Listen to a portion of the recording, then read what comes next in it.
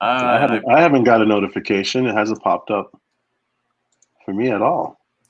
It said at the top, said it's showtime. Oh, I see it. I see it right here. Here it is. You have the Evo 2 XDynamics thing on there. Is that it? No. That's what it is.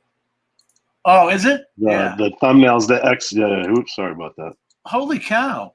I didn't realize. Yeah, you had the X. You had the XDynamic rather than your logo that you always have. Yeah, I didn't even notice that. All right, pop out chat. Done. Back to StreamYard. All right. And let me see. Put the chat in there. Okay. That is the... What the hell is that? That's not the link. It's Jaybird. Joe. Jody's here. All right. Ron, is Ron working? I'm surprised he's not in here. No, he's not. Copy to clipboard. Okay. Now, let me go back to the chat. He's saying... And paste. It worked. There it is. Metro Jones just jumped in. Hello, Metro Jones. Hey, Bill. Okay, there's the link. And we got, of course, Jody and Ron. Brent. Be right back. Wife needs me. Okay. Super Secret Agent K. Hey, there's Mitch. Yeah, Mitch has been in here. Jaybird too. Thomas O'Sullivan, hello. You know, on my side of things, when you're looking at the two different chats, because there's the chat from YouTube, and then there's this chat. So it's like, it gets confusing. Because I'll tell you what, every time I click on a chat. You have multiple screens in front of you though, right? Yeah, but it's all on the one screen. Oh, okay. So you're opening pages like I am. Right. And then closing out pages and might get logged out. So every time I press on one of these things right there, it clicks off the chat. Here's Joe. Hey, Joe. Yeah, hey, how you guys doing? Great. How you doing? Yeah, every time I click on that, it gets rid of the chat from YouTube. And so I have to go back and put that up. Yeah, it's a pain in the butt. There's Ronald. Hey, boys. Hey, what's going on, Ron? Hey, Ron, how's it going? We were talking about your teaser. Yeah, your trailer, man. That was great. That looked like an iMovie video. It was. Produced by Ron, filmed by Ron. Yeah, here the credits. I love that. It was great though, dude. You got some great shots. You got some great shots. That's gonna be a hell of an edit. Dude. What a ride! Going up the incline and riding that far and in the stormy weather. Oh, I definitely would do that, guys. You and Jim, especially, your bikers. I'll tell you what, that was the scariest ride I've ever. I could imagine. I've seen that hail first. I've seen that hail firsthand. It's actually the size of a baseball. Yes. That shit is just dangerous. Yeah, see, we don't get anything like that out in California. So I would just a little rain would freak me out. I haven't seen hail back here since the 90s, and it was like pea size. Yeah, that's crazy. We went up through. Now Saturday was absolutely gorgeous. We actually left Friday night, went over to the guy I work for in Wyoming as a guide. We stayed at his place, and he's like captain of the early riser team. We're out the door at 3:30 in the morning. In the morning. Oh my God! We drove down to a little town called Moorcroft. This Jim, I'll have you through. Turn a little light here. The whole purpose was to get to Buffalo, which is almost dead center in the middle of Wyoming. And right in Buffalo, literally two minutes outside of Buffalo, you start up through the Bighorn Mountains. And you climb, it's 9,800 is the elevation. And but you got to get up early in the morning to see the wildlife out. And we went up through. We didn't see anything. My boss did. He was about 10 minutes ahead of us. But we get up into Cody. Yeah, Cody. Which Wyoming. Right. It's about 40 miles east of the west entrance of Yellowstone. The goal was to get into Cody, which is what I'm going to do with Jim. And then when you get into Cody, it's about an hour drive if you take the easy route. It's about an hour northeast to Red Lodge, Montana. But we took the long route up it's called Beartooth Pass. You get up to elevations between 11 and 12,000 feet. There's still snow up there. It was actually, believe it or not, it was 50 degrees. I was shocked. But yeah, you'll see grizzly up there. How the bike held up, dude? Yours is fuel injected, isn't it? Right. And that's one of the things Jim and I had talked about. Mine's carburetor. Yeah. I was in Yosemite, 5, 6, 7 years ago with my 2006. Yes, carbureted. You know what? But elevation did fine. No problem. Yeah. So I think Jim will do fine too. We'll get up top and saw Mama Grizzly and her cubs, and then the next morning it forecast kind of changed. It says it's going to rain, so we went home. But hey, Jim, Al, Joe, Ron. So Ron, did you leave some money on the dresser for the mama bear? Yeah. Yeah. So Ron, how long was that ride? How many hours? On the way home, it was about 14 hours on the way home because 14. Oh my God, dude. Well, obviously that wasn't straight. How many times you stopped in 14 hours? About 18 times. Yeah, we were watching the radar as close as I could, and we just kept sneaking behind. Well, first we ran into it.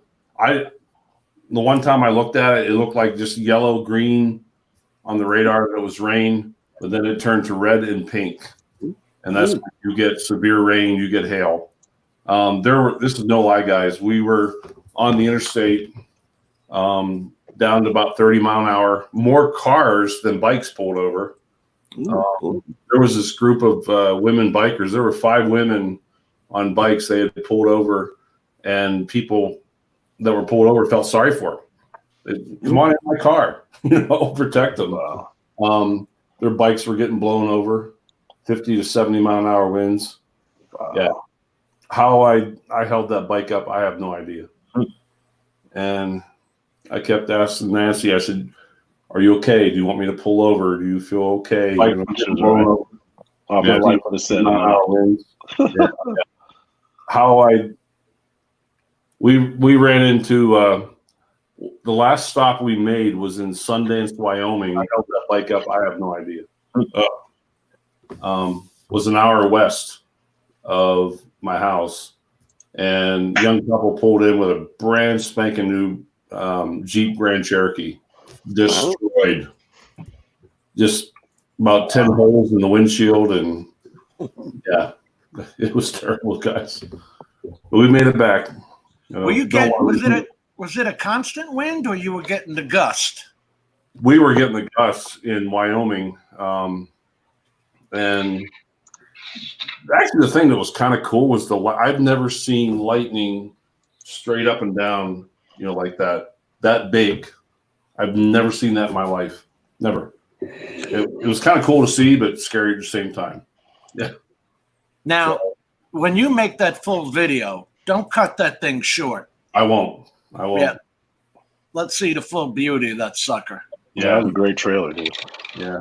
That was my whole idea with that trailer. That's one thing I like about iMovie. And I'm sure you guys all know, it's a template that you use, and you are regulated to the photos or videos that you put in. They're like 1 second long or 1.6 seconds long, And you got to, when you input that, when you're doing your story with the music, you have to sit and think about, okay, how do I want to present this? You know, and then it actually has in between your videos or pictures, it has a template portion of wording. So, like for instance, that one section where I said, okay, we climbed up to altitude 10,000 feet. You know, then the very next picture was us riding through Beartooth Pass between 11 and 12,000 feet.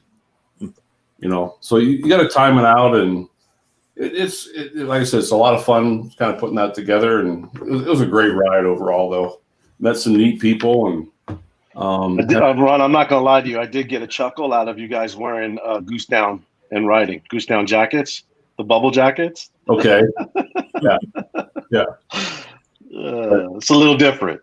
Yeah, well needed, and we come home frozen as a bone. Wow. Yep. To the bone. Even my complete Harley rain gear, it went through it.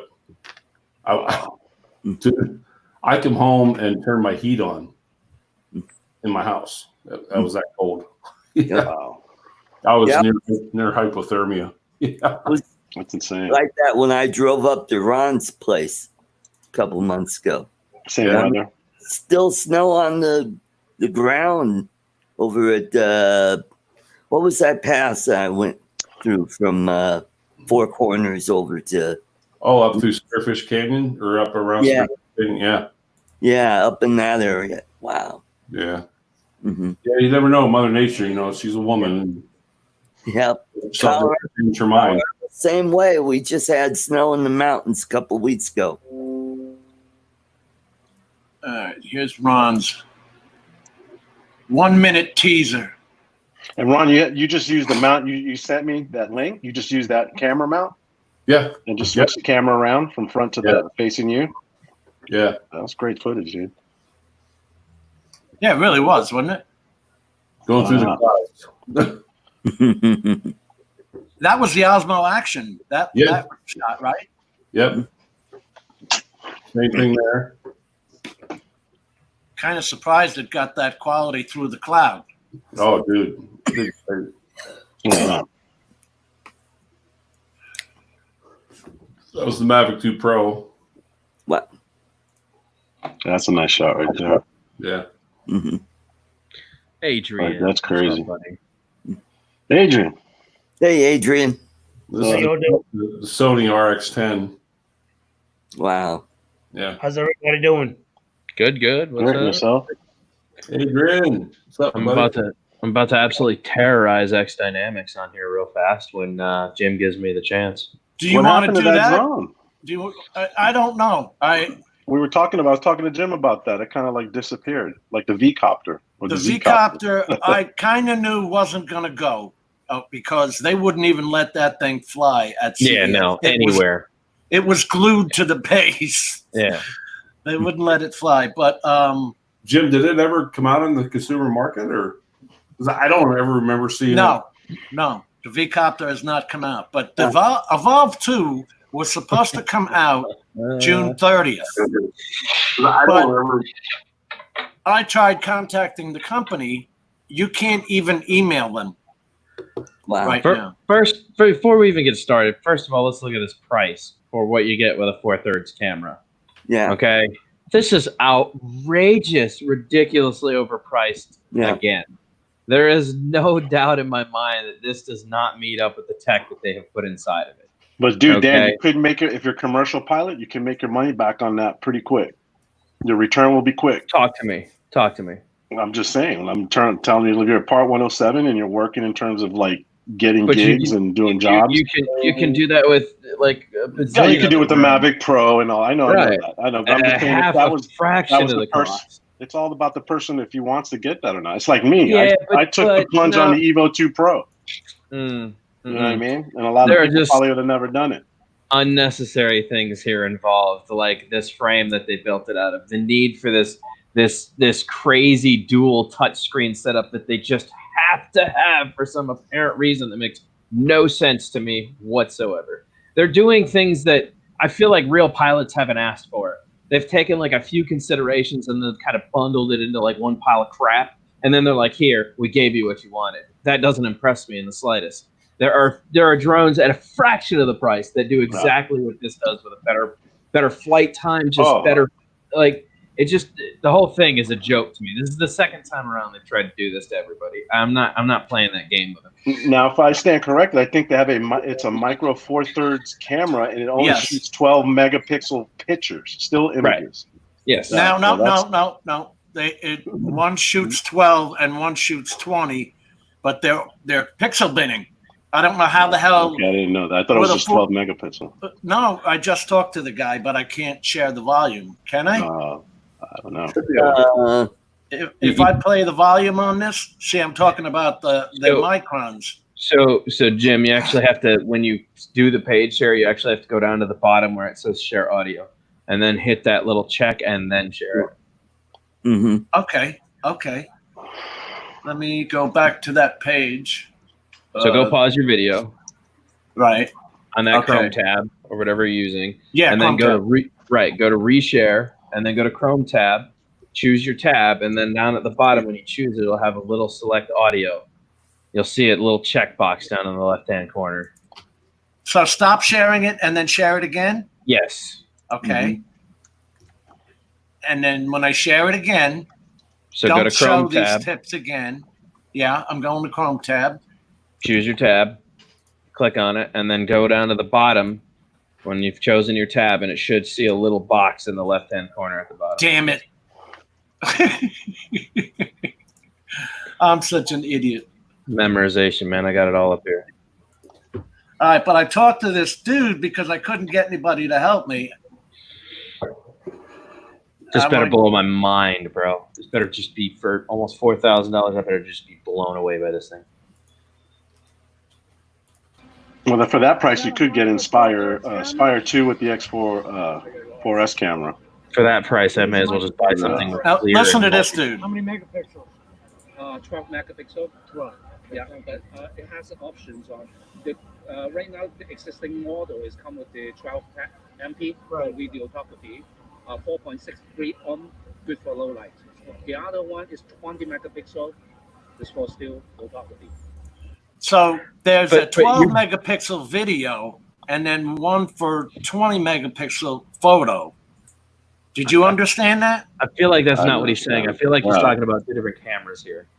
Okay. Like, I feel like he's talking about a 12 megapixel camera and then a 20 megapixel camera that you can buy. He is. Yeah. He is. Right. Why would I buy this drone for that price and then turn around and buy a $5,000 camera to attach to it? Yeah, but it has options on the. Right now, the existing model is come with the 12 MP. Yes. So it only comes with 12. Jim, is this guy is he the CEO or software engineer? Just a rep. Like he's one of their reps at CES. I mean, these guys, it's tooth and nail to get them to even talk. And then the translation between Chinese to English is somewhat off. Luckily, it's not horribly broken, though. I can understand what you're saying.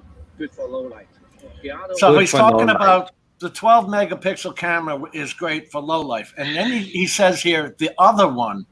But are you telling me you have a 12 megapixel micro 4/3 camera? That's insane. Right. That's insane. That's a waste of money.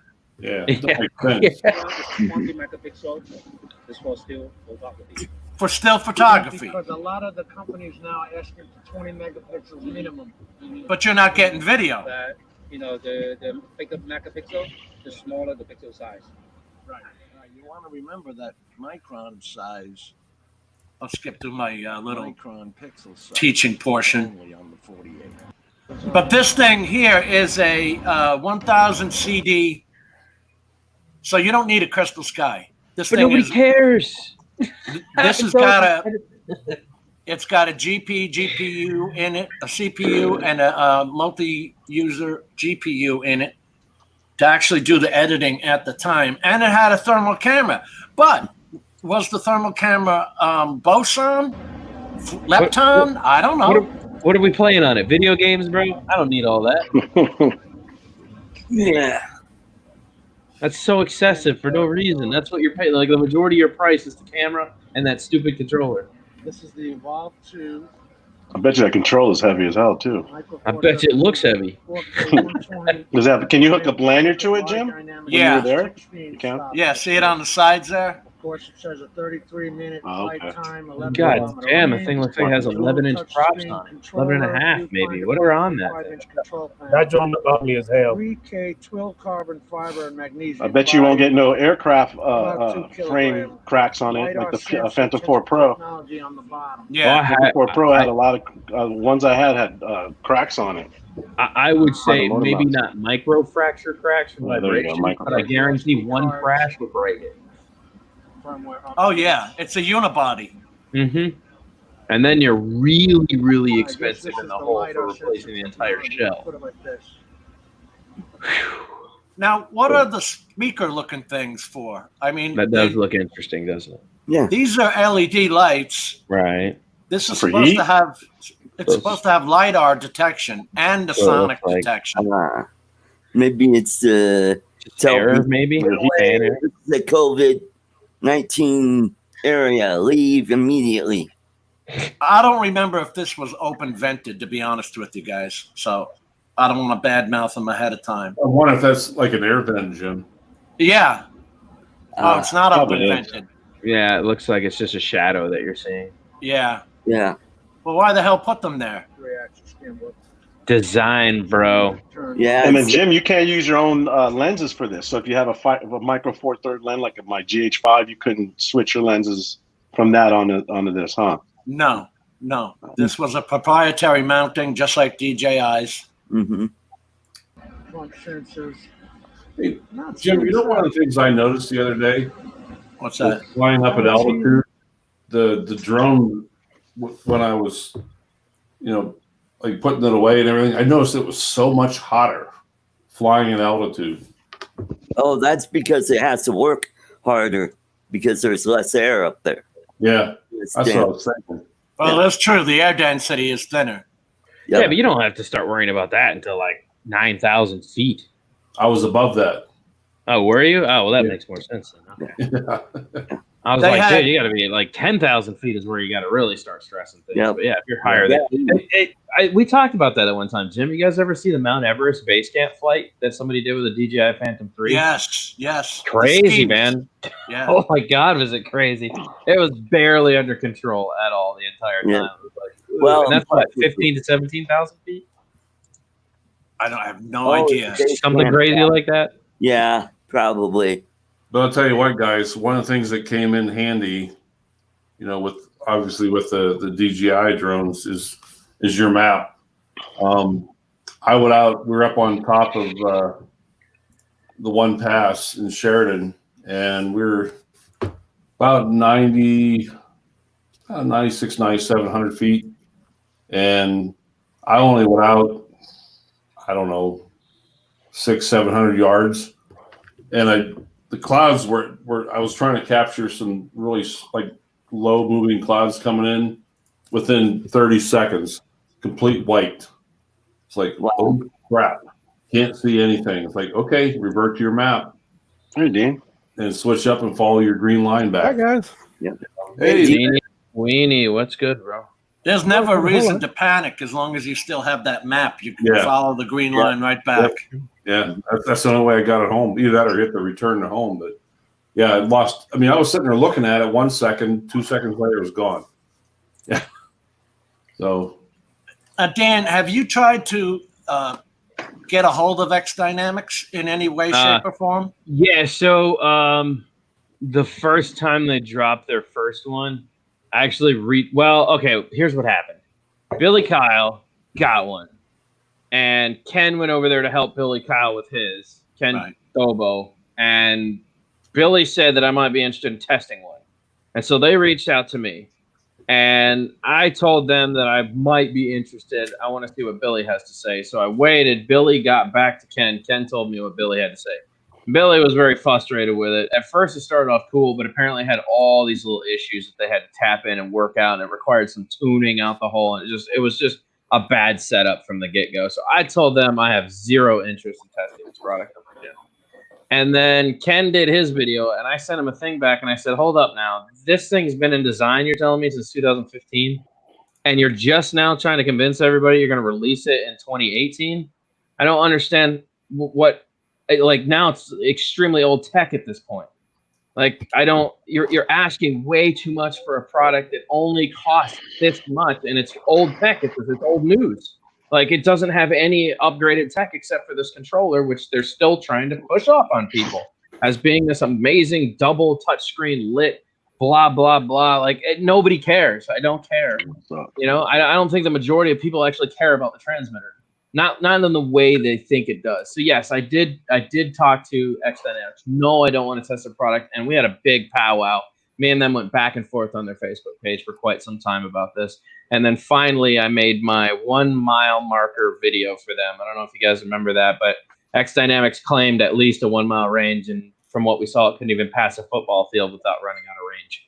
So what I saw on that first one is when it was taking off. I don't remember if that was Dustin or Ken Heron. And when it was actually going to take off, it was like tripping over itself. Yes, the LiDAR didn't work. Like it was just plagued with problems. Nothing worked. The batteries at that point were so old, none of them would even hold a very good charge. I think the longest flight time we saw was like 11 minutes out of one of those. It was such a joke, and they still tried to sell it for $2,500 or better.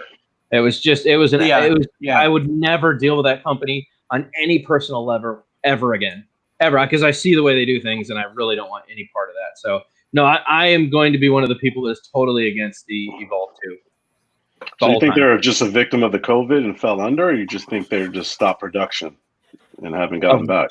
Of what? The XDynamics. With the Evolve 2. Oh, the Evolve with the XDynamics. I think it was dead before it even got started. I don't think there's any market for it whatsoever. I know it's called density altitude. That's in your 107 test. And yeah, that's why we were talking about it. Adrian said the air was thinner at 10,000 feet. Yeah, air density. It sure was. That's part of your 107 test. So I'm sorry, man. I didn't mean to like. You asked a very specific question. I did because I could not contact them through any of their marketing or email addresses. Oh, I've been banned. I can't even contact them on Facebook. Nothing. I can't. If I type in XDynamics, nothing pops up. No groups, nothing. They've completely banned me from the entire scene of everything. So they don't want anything to do with me. It all happened after I put out my range video. I basically told them I was going to show them what a mile looks like. We took the crappiest old bird that I had. I say crappy because we're comparing 2015 tech to 2015 tech, remember? Right. I put the Solo up against the XDynamics. Both of them shot in 4K. Both of them are the same age. And they want to tell me that it can go 1 mile. So I did a reverse drop away, and then I stopped right at the marker we saw Ken Heron stop. I said, this is what they're claiming a mile is. And then I actually did a full reverse back shot of a complete mile out over the water. And it looked insane. It took forever to get out there, right? People were like, oh my God, that's really, really, really, really far. Well, yeah, because that's an actual mile. Like, I hate it when companies deceive people into saying that they can do these things and they really cannot. They don't have the capability to do it just to sell the product. They seem, go ahead. We all know you're working off a 3-inch piece of wire as an antenna, for God's sakes. I know. That's just, and if you want to get 10 miles out of this thing, right. The FCC has limits. 26 dB, I think, is the absolute limit. 28, 26 and 28 are the best you're going to get. But I don't know why they did a complete cut off. Like, you can't even email them. If you try and email them, you go through the whole thing. You send the email, it says failed. Mm-hmm. I think they're done. I don't think that they're going to have a second go around. I think that they got a fork stuck in them by the entire community the first time around. So, I mean, Ken didn't do any decency to it. The only person that gave it kind of an okay was Captain Drone or whatever. Captain Drone. I think he's the only one that gave it a semi-decent, like, okay, it's all right. It needs a lot of work, you know. So I think they spent way too much on the original model. Couldn't sell it to anybody. Nobody wanted to buy it. It became old tech. And then they tried to revamp it and make another model using parts of the first one, and it didn't go smoothly, and they embedded an entire fortune into it, and then they probably tanked it went under. So. Here's the thing that confuses me, guys, is you got these so-called high-tech, high-educated engineers right, that supposedly test these products before they get it out of the consumer market. Sure. Now you've got us YouTube folks who get a hold of it and find all these millions of problems. Plagued problems. Yeah. You know, and I question, do these test engineers not find these things? You're a beta tester. I think we're all beta testers when we buy anything. DJI or anything like that. If I were to put came out in a and now we're product, back I would make sure it would not have these problems, you know, to embarrass yourself, you know, with my product before I send it out there into the world. I don't that part I don't understand. Mitch, are you, the moment you came in, we started getting echo. Do you have something weird connected? Yeah. We're getting back. You know what? I had a tiny little speaker so I wouldn't have to wear these stupid headphones, but I will wear these stupid headphones so that you don't hear my tiny little speaker. How you doing, guys? How's everybody? Hey, way better. How are you? Oh yeah, of course it's way better. I was kind of hanging back listening, waiting to see if you know, Jim's got like 30 people in the green room right now. I want to drop out for a second because I want to bring in Adrian because No, it's good. I'll drop out. No. I want you to hang for this Yagi Antennas. Okay. That he thinks he's going to use on the drone remote. The only Yagis I know are the ones you throw up on the roof to get free aerial TV. Right. Now, Jim, is this a modifying the controller, or do you just like put something like on the controller? No, it's modifying the controller. Dean, All right, Adrian. Say hi to you. How are you, sir? Talk to the hand. Talk to the Yeah. How you doing, Mitch? Good, Adrian, buddy. How you doing, my friend? Ian, how you doing, buddy? How about yourself? Good.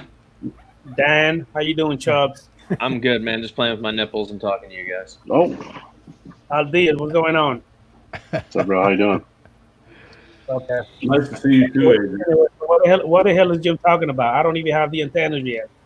Oh, I think he wants you to fill us in on all about it. Anyway, On. it's just that I've been seeing a lot of people talking about these Yagi's antenna boosters for the remote from the Spark Mini, Mavic Air 1 to the Pro to the Zoom 2 on the Pro, and it's supposed to give you better range when it comes in comparing to the parabolic antenna boosters. So I'm actually ordered some, and I'm waiting to get them tomorrow, hopefully, and I will have to test them out. I got a question for you, Adrian. Yes. How often do you actually fly more than, say, 2 miles away? Where you need to fly more than two miles away. How often do I do it? Probably not that often, unless if I want to do like a little range test. Yeah. Or whatever. All right. So let's be very clear about this. I know what you're talking about. It's right there, right? There's a micro Yagi antenna. Something like that, yeah. Right. Okay. It's kind of like a Wi-Fi gun. Let's put it that way. Like it's sending a beam, a very direct beam. Straight. Just like those parabolic boosters. Those right, but that's a wider spectrum. Whereas these ones are targeting. They're like. I don't see these as being wonderful unless you're just going in an absolute straight line and you have your controller hooked up to a tripod so that you can slowly keep raising the angle as you go up further. These would disconnect really easily after a certain distance away versus range boosters.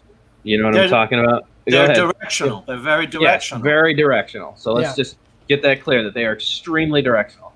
Even the patch antenna. Even the patch antenna that DJI provides only has a 60-degree sweep. So a Yagi may be a 30-degree sweep. I don't know. Here's a great example of what a Yagi antenna would be great for. There's a guy that lived out in, I want to say like Montana or something, lived really far away from town. And he lived like 8 miles away, I want to say, from the closest place that he could get Wi-Fi. So what he did is he went up on his roof and he installed the Yagi antenna. And essentially, it's a really long antenna. These are micros that you're looking at, but it's about this long, right? Maybe a little longer, depending on the size he bought. But what he did is he put it on a pole and he went up to the top of his house. And he had a friend, right, go downtown and point him in the general direction of where, right, using a GPS coordinates of where the McDonald's was in the town so that he could tap into their Wi-Fi and get free Wi-Fi at his house. So he managed to pull it off. It's a really neat video. You can see that he taps into the downtown Wi-Fi. But that cannot be moved now. That is super, super, super directional. That antenna just has to stay in that exact angle. You cannot maneuver it. You can't. You get it? Like, it's very, very directional. You'd be better off with some kind of boosters as opposed to Yagi antennas, unless you had it on a tripod and you could just make sure it didn't move at all the entire time. What would you suggest, Dan? Like 4Hawks? The 4Hawks antenna booster? Well, depends. What are we talking for here? For what he needs it for? He's bought his Yagis for what? A Spark? I don't know. That's why I said what drone are we talking about here? Because he's obviously Wi-Fi versus whatever. Well, he's for talking for any Wi-Fi drone. Yeah, but he was talking about Wi-Fi? drones. No. He was talking about drones that had Occusync 2 already. Yeah. And you don't, I mean, how often are you going to fly out of the range of that thing? My problem is that these Yagi antennas are not going to help you with Occusync as far as I'm concerned. These are more for Wi-Fi setup. Yeah. The guys fly long-range FPV. I'm talking, and Dan, you know all about this. They have these types of antennas, but they have motorized antenna trackers that follow that actually move around like the tracking things that NASA has, and they set them up on a tripod, and it gets the GPS coordinates of the aircraft. And always points, and it knows the elevation, it knows the altitude of the aircraft, and it follows the aircraft, and it always points this high gain directional antenna. And they get out 10, 15, 20, 25 miles with these things. Yep. And still get a good signal. FoxTech does 30 miles. And remember DJI was going to put that out, that Tracktenna out? Exactly what Mitch is talking about. It tracks you, tracks the drone, stays with the drone signal. DJI gave up on it. Why, I don't know, because FoxTech has it out right now. Is Mel in the green room? No. Okay. Yeah, Mel put up that antenna on for his Wi-Fi a while ago. Yes, so if you want to learn more about Yagis, Mel has dealt with them. Mel has a whole thing. Actually, I think it's probably his number one watch video from Mel is his Yagi antenna stuff. He had to do that MoFi. Yeah, man. Yeah. 50 feet up. And the reason that people watched it is because they wanted to see if Mel fell off the tower. So Mel's a good candidate to talk to Yagi stuff. But as far as I'm concerned, man, regular range boosters will get you through. I really don't think it's necessary, like I said, unless you're tripoding up, putting your controller in a tripod so that you can get extremely far range. Because the moment you signal break, are those pretty cheap, Ken, or what? Are they expensive ones? I guess I didn't look. They were $14, $15. Yagis aren't expensive. Yeah, $16.99. There's videos showing you how to make your own DIY Yagi stuff. So I'd be curious to hear how Adrian makes out with that. This setup is for 5.8 gigahertz. So this is a long-range 5.8 gigahertz. Now, most of us know that 5.8 gigahertz is going to give you better video signal, but it's not going to allow you to go as far. This would have been a better setup on 2.4 than 5.8. Adrian? Yes. Where did you order those from? They also sell them on Amazon. Okay.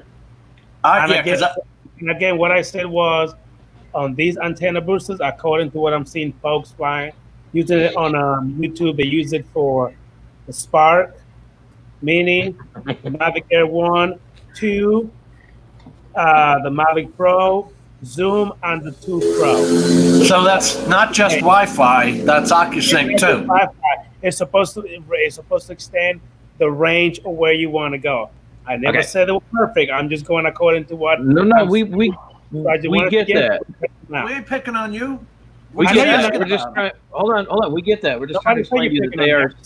Hold on. That they're super directional. Look at Mel's comment right here. Yagi is for fixed directional only, which is what I was saying. It's better to. And I understand. I get it. Okay. I just want to make sure that you understand. Any signal break, long range. I get it. I understand. I get it. Why can't I bring that comment up? It says see new comments.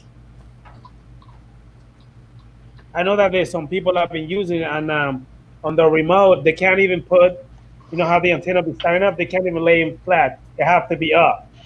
So while they're using it, if they take them up, it lose how far they go, and they will lose signal. But once they put them on, the signal will come back up. Like it actually helps with the signal. So I just want to test them out. That's the only reason why I'm buying them. No, I got you. $16 is cheap. I mean, I don't care. They're real cheap, so I really just when you do your review, make sure that you have researched this and you understand them. That way, when you do your explanation of it, you can thoroughly explain it properly to people.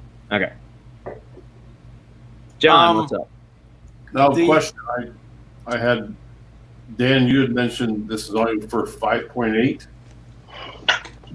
No, I'm saying the ones that I'm looking at were for 5.8 gigahertz. These ones specifically say long range for 5.8 gigahertz. Right. Well, Yeah, they do. So that would be your your analog feed on your FPV goggles. Except they're showing this as a Wi-Fi setup. Oh wow. Well, they have 5.8. They have 5 gigahertz band Wi-Fi. Too. I know. I'm just saying these pictures are deceiving because eBay does really weird things when they try to tell you the things are things and they're not things. Yeah. A little deceptive on eBay. Like you're really buying the picture. Remember that? Right, and that's how they play it off most of the time, though. You know, Dan, the long-range FPV guys are using 1.3 gigahertz video. Yeah. Or 900, right?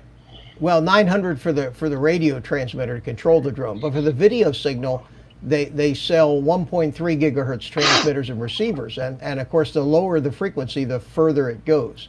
I mean, so you get much better range with that lower frequency. Like I use Wi-Fi on 2.4 or 5G, right? 5. Okay. I don't see how it's like Mel says. I don't see how the hell you would work this with Lightbridge or Occusync. And that was my curiosity as well. The other ones made sense, but Wi-Fi, yeah. Hey, Adrian. Yeah. I'd like to see you do your review, like maybe close to a city, and then go out in the middle of nowhere. Okay. And see what differences you find. So like I was saying, my whole thing with Wi-Fi is that a lot of people don't understand it's actually really easy to amplify a Wi-Fi signal. I'm not even talking about with the range booster, little parabolic. Parabolic, yeah. I'm not. Those work. They give you about 50% curve on what you already had, so you get but you can purchase 1 to 5 watt range boosters, real boosters that you can amplify the signal with. Now wait, talk about those parabolics for a minute, because they're not range extenders, they're not boosters. No.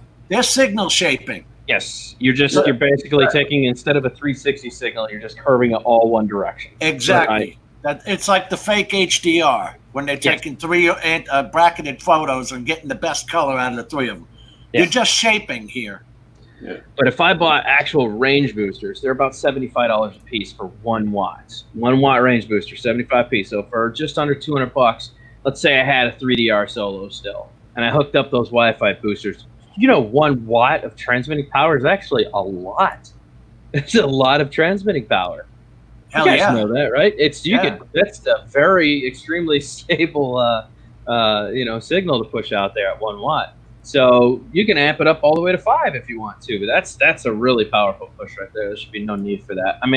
But the point is, it's really, really cheap to get actual Wi-Fi boosted range without buying the cheap little parabolic dishes of the antenna. They're great if you just want a quick little setup, but if you want to actually extend the range, there are definite options available to you.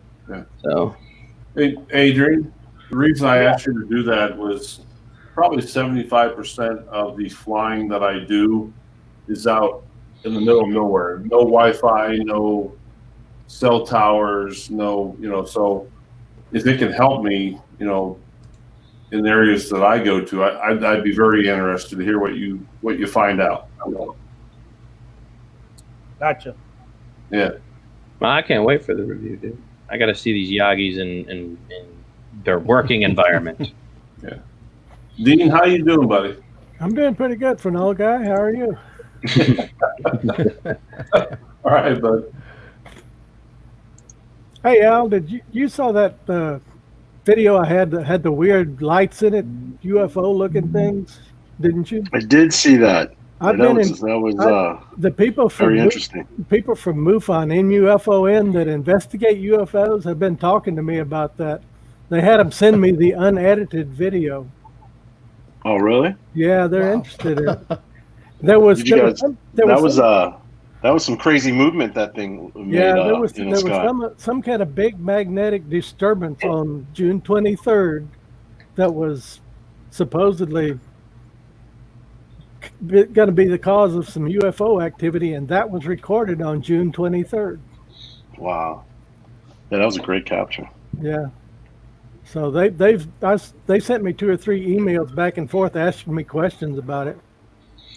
Wow. Just For what the I'm actual talking footage, the actual footage of the raw footage. Yeah, I just set out my little Osmo Pocket to capture the sunset, and all it does is capture 4K video, no sound or anything. And I noticed it right in the last 25 seconds because I've never seen anything like that before. Yeah, it was. It made some incredible moves real fast. Yeah. So this is what I was talking about. The ALFA. This is just a 1 watt range booster, right?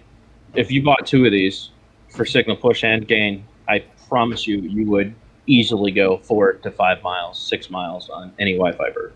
What Not even a powers question. those? What powers those? They have batteries in them or what? I can. Well, yeah. So you would run this on an external power source. Normally, these just plug into like a 1S or a 2S. These are probably 3S powered, being 1 watt.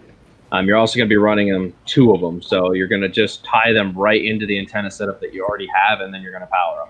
But like I said, these give you killer. I have seen people take their 3DR solo like 12 miles on just one of these.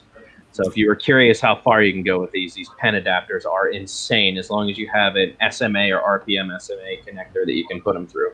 Yeah, So, but the camera drone remotes don't have those kind of connectors. I know, that's what's fun about open source. Y'all want to go to open source. Well, a lot of the guys with the Phantoms took the Phantom controller and put the SMA connectors in the back and tried all the.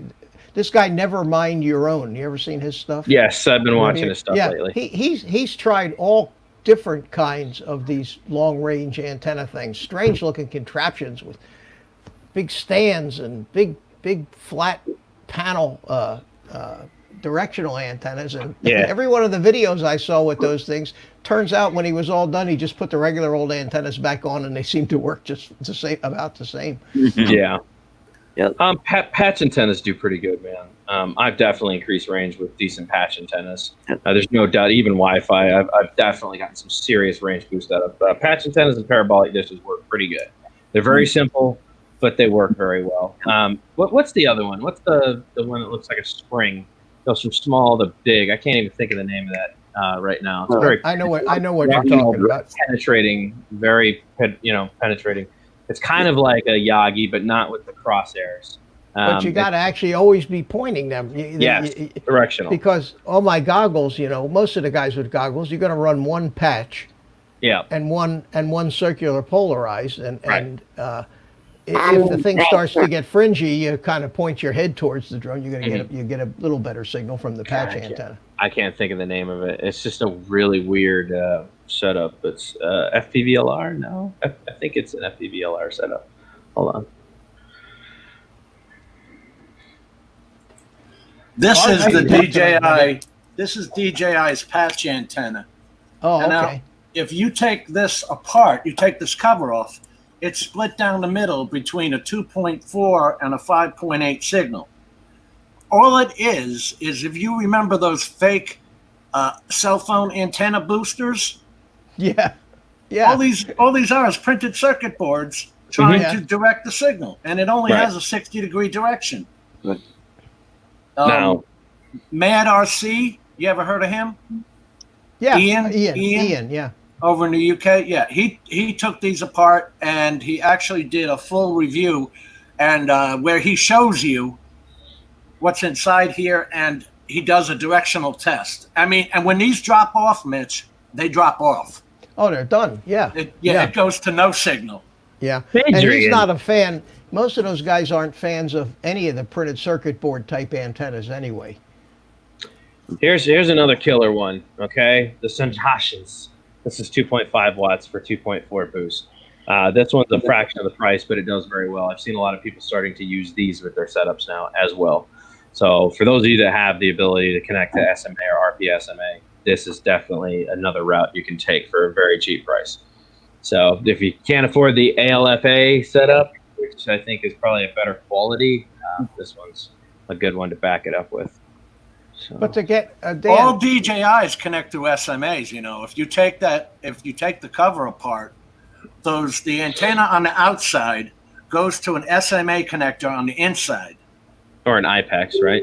If you take your remote apart, they're SMA connectors. Are they all SMA? Because I would think the Mini's probably got, instead of SMA, it's probably IPEX connector. You got me there. I mean, from the Phantom 4 on. Right. All right. You know what? You got me thinking now. The controller is so small on the Mavic 2 Pro. Right. Would that be SMA? I don't know. I'm wondering if it's just a simple IPEX connector. It's what a lot of those smaller transmitters, because they can't fit the SMA connector in there with everything else. So a lot of times they'll just end up doing an IPEX connector. And then, Dan, on their FPV goggles, they threw a monkey wrench in and put in RPSMA. RPSMA. Yeah. And left, wait. Not only that, but with left-hand polarized antennas on top of that. Right. You see, this is a great discussion. We went from crapping all over the Evolve 2 to learning a lot about signal and antennas. Well, but it's so easy to crap on the Evolve 2. It is. Hey, guys, I haven't said much, but it's been fun, but I'm going to have to cut out. I've got to go make a phone call. But, Dean, I haven't even whispered sweet nothings into your ear yet. I haven't said hello yet. Hello and goodbye. See you later, Dean. Dean, right. good to see you, buddy. Good to see you, Dean. Take care. Hey, guys, I have a question. Go ahead, Ron. Well, thank you, Art. Glad to know we have your permission. Just curious of what everybody else's thoughts are, but over the last, I'd say, week to 2 weeks, I've been hearing more and more, and I'm curious of what you guys' thoughts are. It's a subject that's been going on for a while, but more strongly over the last couple of weeks. But us recreational flyers versus the commercial, the UPS, the Amazon folks. What's your thoughts on this, guys? I mean, I sit and think about, all the new drones coming out. Is it worth buying, upgrading and spending your money on the newest and latest, greatest, Are we going to be able to use them in a year from now? Exactly. Jim, you and I talked about this a day or so ago. What's you guys' thoughts on where are things going? I'm not going to comment because everybody knows. Civil disobedience, Ron. Yeah. Well, I think I tell you what, if they do that, if they truly do that remote ID the way they want to do it, I don't know if any of you bothered to read paragraphs in that 330-page document. Guys like me are screwed. Guys like you with FPV, how the hell are they going to catch you? Yeah, they're not get. Like I say, civil disobedience. But you want to know. They're talking. The talk that I've heard lately is that they're accelerating this faster than they had originally thought they were going to do. That's what they're doing intentionally. Yeah, but they still once they actually come up with what the final rules are going to be, which they give me that shirt. 10,000 unemployed comedians right now. You know that, Dan? Hey, anyway, let me finish my thought here. The idea was thank you, Art. It's tough, God. It's tough to continue, get the continuity going here. Once they come up with the final draft of. I forget what he was saying. Was he talking about the final draft of the remote ID? It's the final rules. Yeah, but what I'm saying is, if this was my show, I'd be busy on that mute button right now, guys. But I don't have any control over it. We're supposed to have. It's going to. They said from that point, it's going to take 2 to 3 years to actually implement it. So. Probably the worst that's going to happen with this remote ID is, or the soonest we're probably going to see it in actual use, and the regulations prohibiting us from flying without it is going to be probably minimum of 3 years. So, Ron, to answer your question about should you buy a new drone now,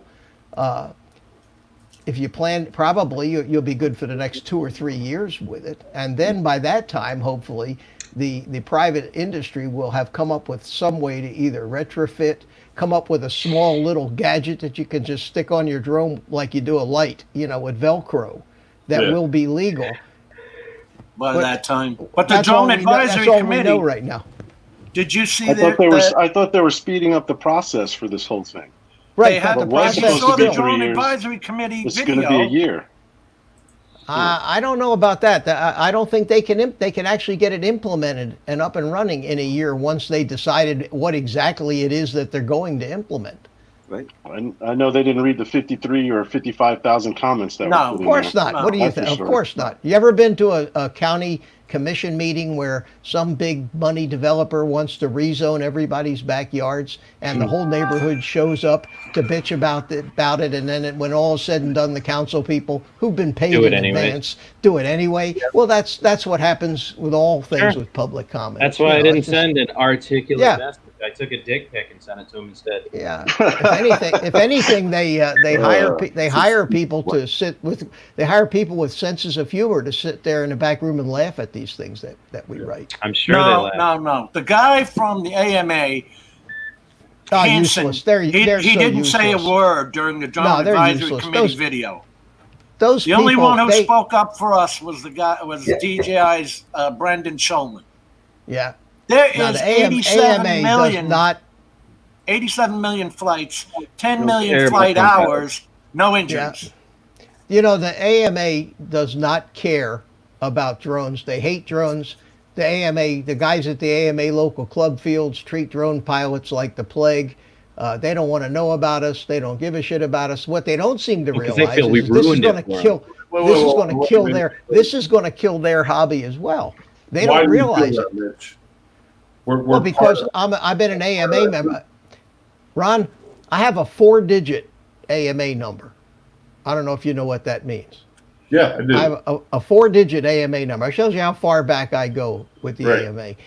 And I first started to feel this, I'll call it prejudice, is when I first started flying helicopters. Because they pretty much, the airplane guys pretty much have the same prejudice against helicopters. And the gripe was that these things were hovering or not flying around in the racetrack pattern, and they were getting in everybody's way. So then in the clubs they made a separate helicopter area for us, which was way off in the left field somewhere, without all the amenities and restrooms and everything that we had in the regular club area. Then the drones came in, and that was, as far as they were concerned, worse than helicopters. The model airplane guys look at drones. They don't even think of them as aircraft. And I'll give you an analogy. If you're a skier, okay, you're a real skier, downhill skier. How do you feel about snowboarders, young kids on snowboards? You hate them. There is a prejudice against snowboards in the elite skiing community. Only because of the 1996 Olympics. If anybody remembers that.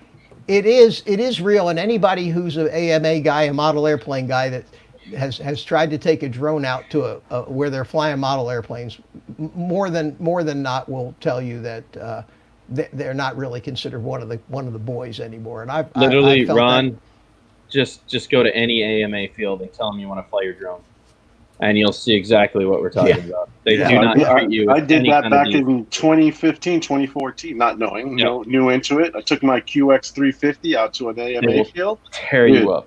Oh God, Really? I got chewed Yeah. out. Oh yeah. Oh yeah.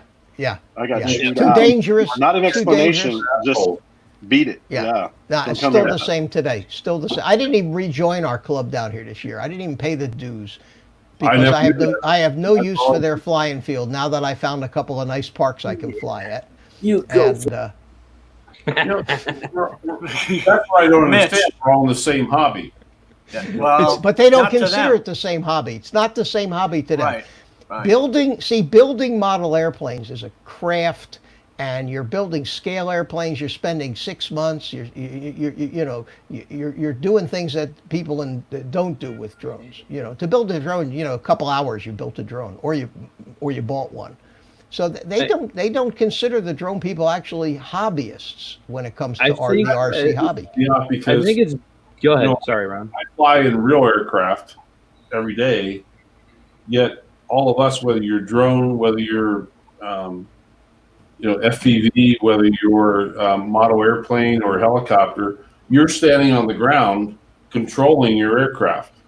We're all in the same group, in my opinion. Mm-hmm.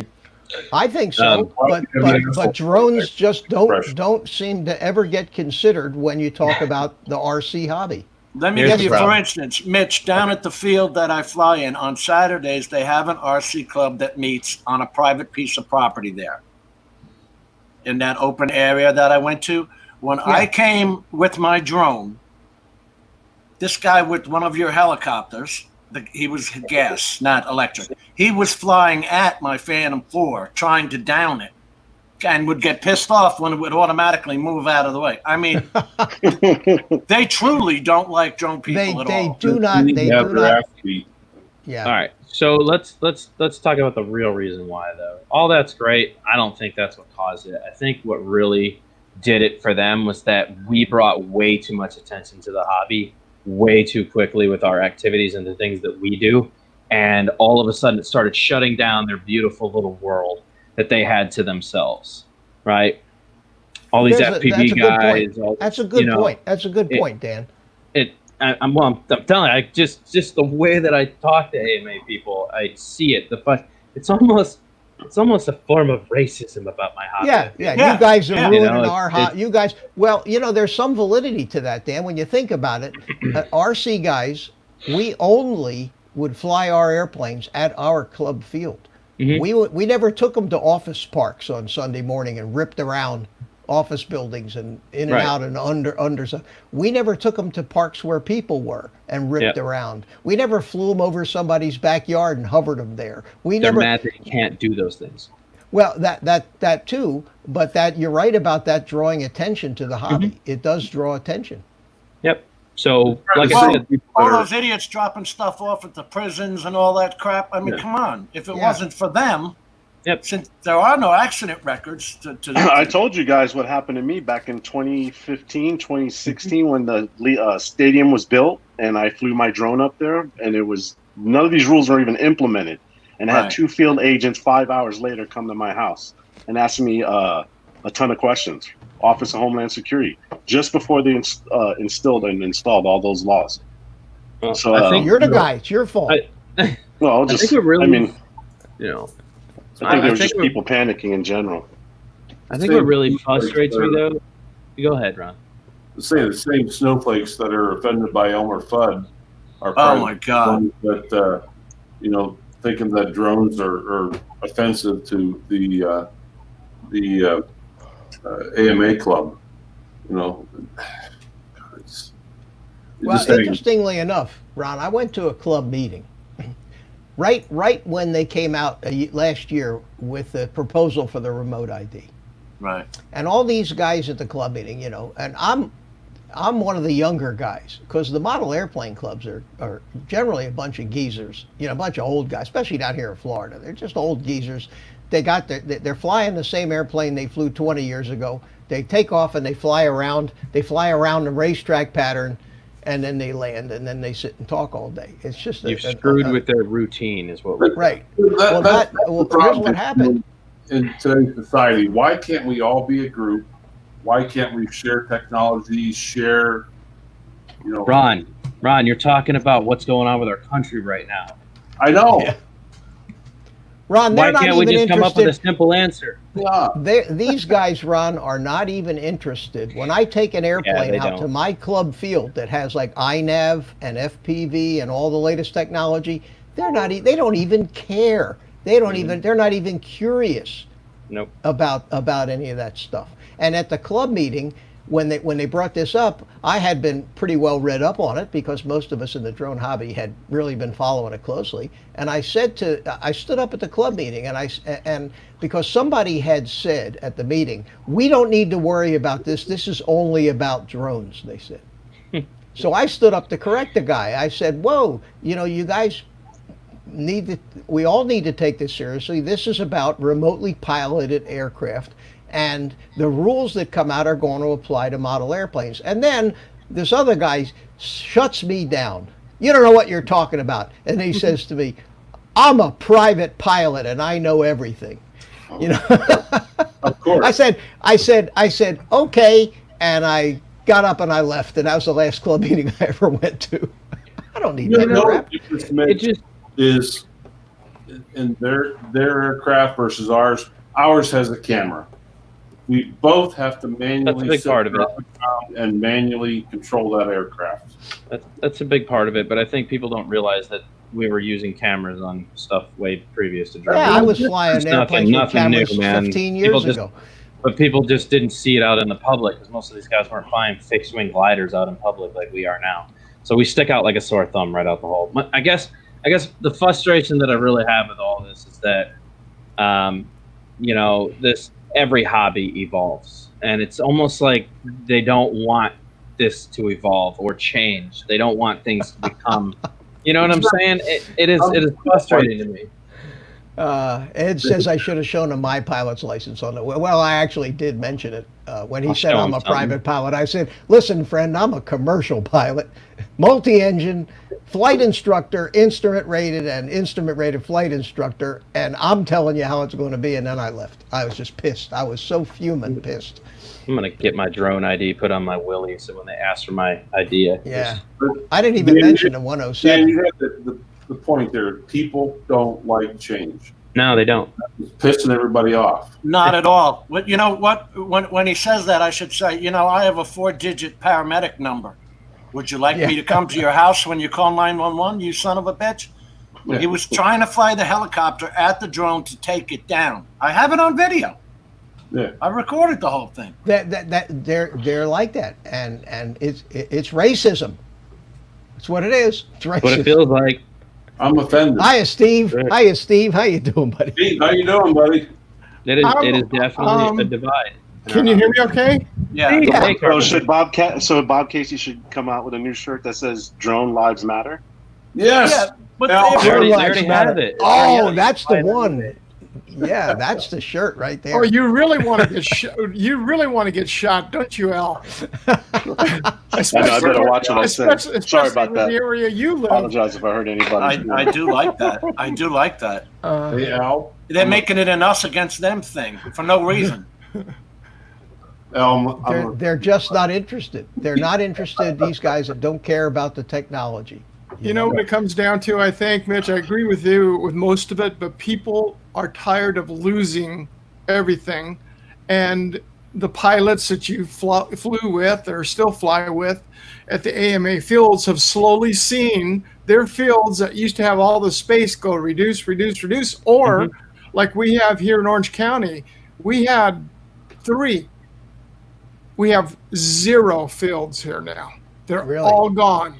Well, that's real estate development. Every flying field I ever flew at over all the years, Steve, was eventually sold out to a real estate developer, and now they're all big housing or commercial or shopping malls or all that stuff. We're getting 1,000 houses down in that area, Mitch. They're calling it Emerald Isles. Building it, that's going to be gone. Look at all that land on Heritage Parkway. Look at all that land on Heritage Parkway north of 192, Jim, where they just cut that new road through. There's already 2 entrances for 2 big subdivisions that they, when they built the road, they actually built the place where the entrances are going to be. Rob, I'm scared to say it again. Yeah, I know. Hey, Al, that's your next project, buddy. All I have to do is walk out here and I'll probably get beat up with a bat. Gentlemen, I'm dropping out. This has been a great discussion, but I have to go fly some FPV and show my ass to the AMA people. I'll be back. You do that, Dan. Take care, Dan. Been fun. Toodles. See ya. Steve, good to see you, by the way. Sorry, Good to I know I'm see you, failing, Dan. but I got to go pee and do other things. Bye, Dan. We know what there's you the got to real do. reason. Yeah, now the truth comes out. Hello, Joe. How you doing, buddy? All right, Mitch. You enjoying your dinner there, buddy? Good. Yes, I am. Sorry. I'm glad to see that. Did you bring some for everybody? Yeah. Yeah, sure. Come on over. No. You know, the only thing I wanted to ask about those drone fields you were talking about, or the flying fields for anybody, is the AMA calls them, or the FAA rather calls them FRIAs. I have not seen one designated yet. Has anybody seen a map of where these flying sites are from the FAA? I don't think they've done that yet, have they? No. But they have They've got a announced long- that there will be no additional ones. Yeah. I thought something Whatever I they heard brought about out. the AMA fields are running out, their leases are running out, or something like Well, that. that's what happens. Yeah, where my club's field is down here is on public dump property, landfill property, Right. and it was great 10 years ago because the landfill was 3/4 of a mile away on the north end of the property.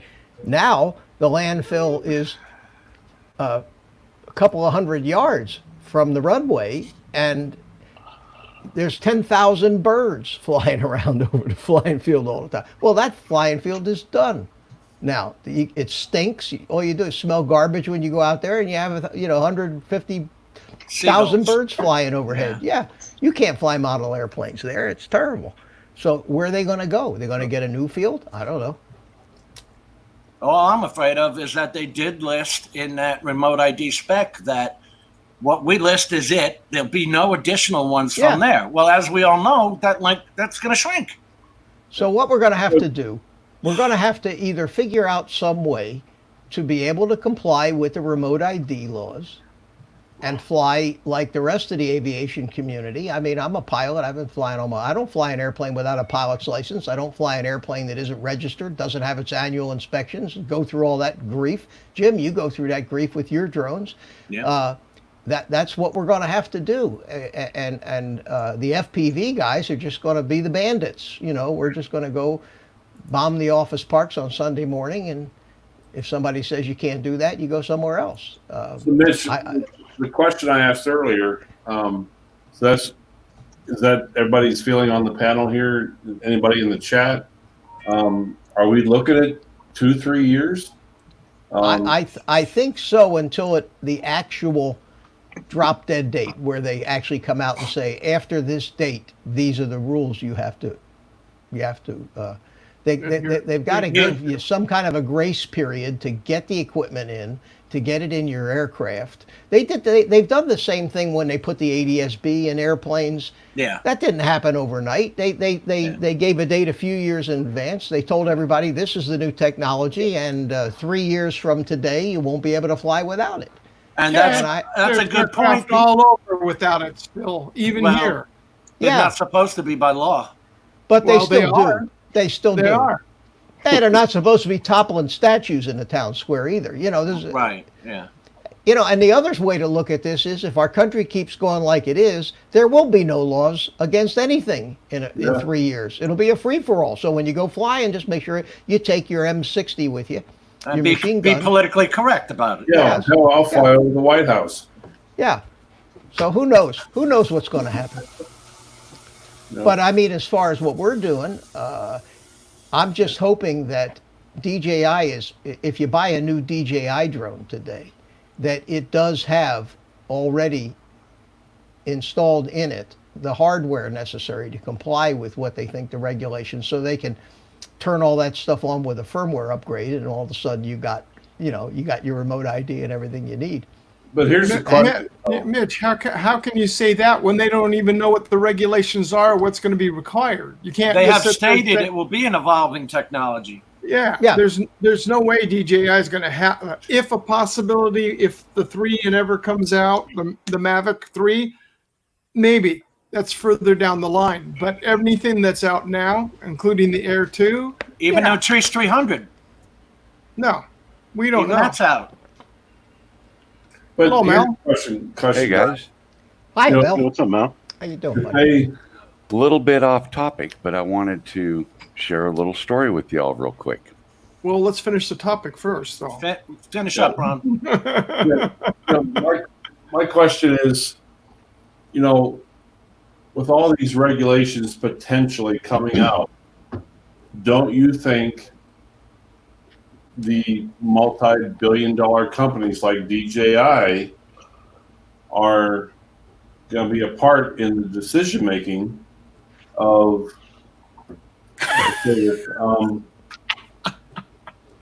what you laughing about, Steve? He's laughing about Jim Ed, posted what Ed up. says. When Ed posted up. Yeah. I mean, it's going to hurt, you know, if it comes down to the part of, you know, only the big companies, the Amazons, the, you know, whoever the big delivery companies are that are coming out, it's going to hurt the entire ecosystem.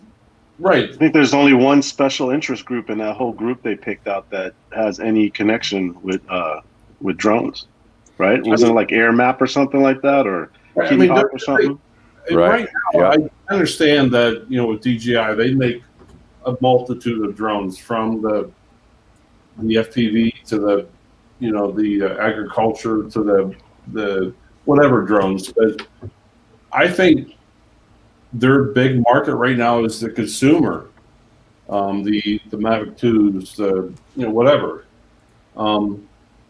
That's going to hurt their market. I mean, considerably, I think. And you think they're going to let that happen? Listen, in a year we may be at war with China, and there may be absolutely no Chinese products coming into this country. Period. Right. End of story. I mean, you can't know. How can you make plans to do anything in this climate we have? The whole government, all aspects of the government in this country are absolutely out of control right now. Exactly. Ron, take for instance Parrot. Look at Parrot, made a consumer drone. Everybody thought they were going to make the next consumer drone. They went completely the opposite way. They made a drone, commercial drone, and they're sticking with that. They're not going into the consumer or prosumer. Maybe they see there's no future there. Do what you do until they tell you can't, and then just do it anyway. How many drone police do you think they're going to actually be able to have to keep track of all of us? You know, they're going to use regular law enforcement. Yeah, I was going to say the local authority, right? Down here on Interstate 95, okay? Down here on Interstate 95, and Jim will back me up on this. The average speed is 85 miles an hour, right, Jim? Yeah, 85.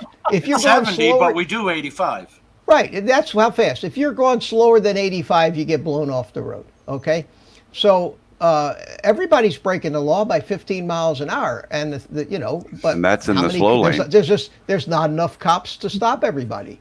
They go 100, they go 110, 120 regularly through here on their way from South Florida to New York. They go right by here. And these people, they got New York plates, 100 miles an hour. They'll blow you right into the gutter on the side of the road if you're not careful. And I don't ever see them get pulled over and get stopped. So that's how I think that the drone community is going to take most of these drone laws. You know, I want to share the $7,000 Anafi that's coming out. Yeah, order me one, would you? Parrot have supplied samples for the media of the 32-time zoom in their new Anafi USA released today. Quite impressed. They haven't supplied any details of what's what with this, but I think you can see for yourself. What caught my eye actually is that looseless zoom or optical the zoom? Insulators in the power line optical example, but the crop behind, you can clearly see there's missing rows there. I thought, well, that's an interesting use case. I bet they have something in mind for that. We'll be talking more about this later at 2100 GMT on this week's drone stuff this week, and I have an interview that I did. Jim, could this thing work in a field like your M210 right now? Well, the point of what they're making it for is the M210 can get up close because it's EMI shielded. This is not. They're saying you can be a half mile away, and with the 32-time zoom, get right in there. Well, you got a 30-time zoom on yours. Yeah, on the Zenmuse Z30, yeah. What's the size of the lens, you know? No, we have no idea what the Parrot is. Just get your money ready. Well, Yeah, $7 grand. If this doesn't get all those people who keep saying those drones are all spying on me, this is all they need to see. Yeah, right. Is something like this. Hey, guys, say hello to Hey Mike guys. Roche. Mike. Hey, Yeah. how you doing, Mike? Good to see you. Hey Ron, Hello, Mike. How you doing? Steve. Yeah, good to see all you guys, man. Good to see Yeah, I haven't you. seen you in a while. Yeah, just I haven't been doing many live streams lately. I Been noticed. busy, just real life instead of We picked the online. right one tonight, man. We're all getting debatable, and yeah. Yeah. Oh, How you doing, Mal? Doing good. Doing good. That's cool. How's the weather in your parts there, Mike? Not bad. It's today was a little bit of rain, but we had a beautiful sunny, warm weekend, and tomorrow is like mostly sunny, 82, and we get up to into the 90s next week. So we got some pretty good summer weather coming. We're supposed It to is bust summer. 100 It here is summer. Thursday. Yeah. We've had beautiful weather here. That sand dust from the Sahara is finally starting to clear away. I actually saw some blue sky today. How bad did that get, Mitch? I heard about that. It got where the sky was just pure hazy white. It's just an ugly, bright, hurt your eyes. It was so bright, but white, no blue whatsoever. Yeah, So that's what the happened sand, to me. I was not able to get any of those amazing photographs because it was just obscured. Sunsets, Yep, Yep. Oh. terrible. So Mel, what were you going to tell us? Well, I learned a couple of things today. Well, one thing for sure.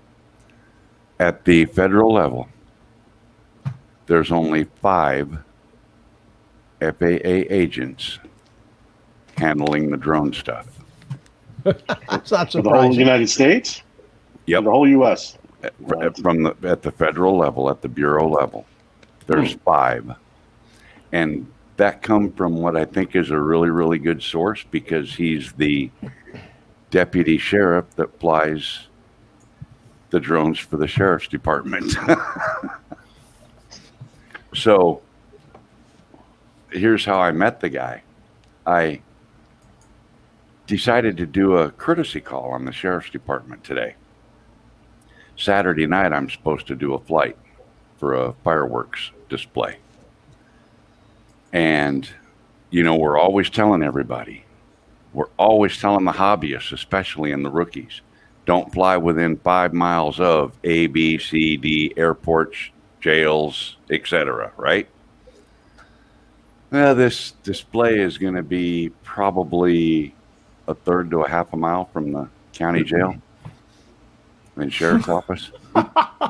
So I decided it's legal airspace. It's outside the TCA. It's, there's absolutely no reason I can't fly there legally as a 107. Do you have to notify the prison or anything like that? Well, here's what I did. That's exactly where I was going with this, Al, because I went to the sheriff's office today and asked to speak to the sheriff, and they told me he wasn't there. I said, how about someone else that can talk to me about drones? And the receptionist said, well, I know nothing about that, so let me see if I can find someone to come talk to you. So I sat in the lobby, and about 20 minutes later, this nice little female deputy came out with a gorilla of a guy. And I thought, man, did she really need to bring a bodyguard? And so she asked how she could help me, and I started explaining to her, I'm going to be doing this flight, and I'll be flying this mission. It's going to be a half a mile from here. I'm supposed to be trying to, if it'll work, video and or photograph a fireworks display. And as a 107 pilot, we're always telling people not to fly within 5 miles of XYZ. So she said, okay. I said, well, I just wanted to let you guys know that I plan on flying this mission. So if you get phone calls, you'll already know what's going on. You'll be kind of heads up. And I'll give you my contact information, phone numbers, whatever you want. Here's where I'll be flying from. And if I can't get the shot in frame, I will go this direction, which is actually further from your building rather than closer. And that's my plan. And then the guy spoke up and he said, what about your daytime waiver? And the wheels started turning. My first question to him was, or my first reply was, I won't need one because I'll be in civil twilight and my drone will be strobed. And then I said, do you mind if I ask how you know about that? And he said, not at all. I'm the 107 pilot for the sheriff's department. So him and I had quite a discussion. Well, you know what? It's a great contact for you, though. It is. And in fact, he teaches a drone class at the local high school there. And he absolutely said, yeah, the county jail here is geofenced. He said, so you won't be able to get close to it. And I said, well, I have no intention of doing that. He said, but the geofence is not very big. He said, it's just big enough to keep drones off of our property and out of our building area and jail area. He said, so you'll be fine where you're at, and your plan sounds solid. He says, I don't see a problem with it at all. And he said, in fact, I appreciate you coming over and letting us know ahead of time what's going to be shaking. And I said, well, that was my plan, just kind of introduce myself and let you know I'm not some hoodlum doing this. I'm actually 107 certified, and doesn't matter with me. They come out on every call anyway. I got the nosiest neighbors in the world. Well, legally on a call they have to come. Right. But if you call them ahead of time or go visit them ahead of time and say, I'm doing this mission at this time on this day at this location, if you get calls, it's probably about me. Here's my cell phone. Give me a call and say, are you over there? And I'll say, yep, I'm over here. Just like I said I'd be. And they say, okay, thanks. Bye. That would be cool. Now the next question, will your drone be able to take off if it's that close to the prison? He said that I shouldn't have a problem because he said I should be far enough away that I won't be under the geofence. The B4UFly app is now run by Altitude Angel, not AirMap anymore. So it should, in theory, have accurate airspace information. I'm alluding to the fact that it shouldn't stop you. Oh, yeah. Yeah. All we can do is hope.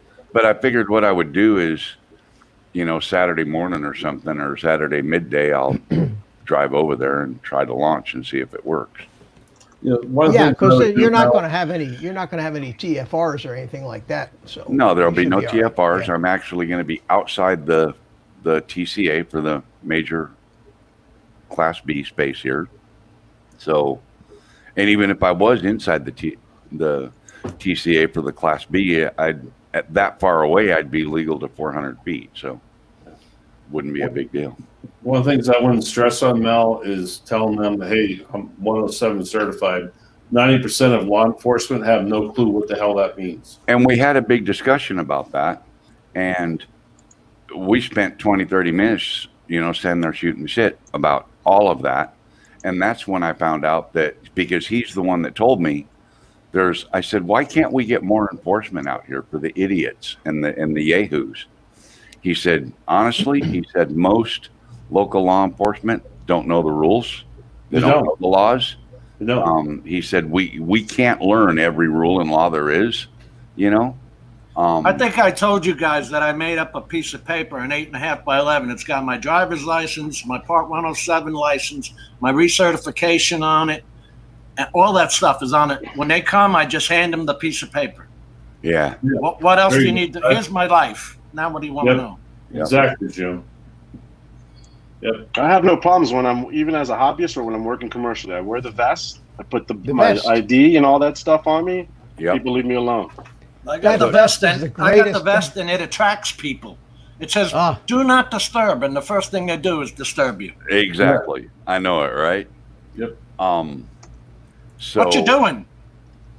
I was kind of thinking that if the 2 Pro will photograph and video fireworks, I should have some amazing video come Saturday night. Yeah, it'll be great. That'd be nice, yeah. I would think it would be able to. I'm just not sure because I've never done it with a drone. Now I've photographed all kinds of things with my still camera.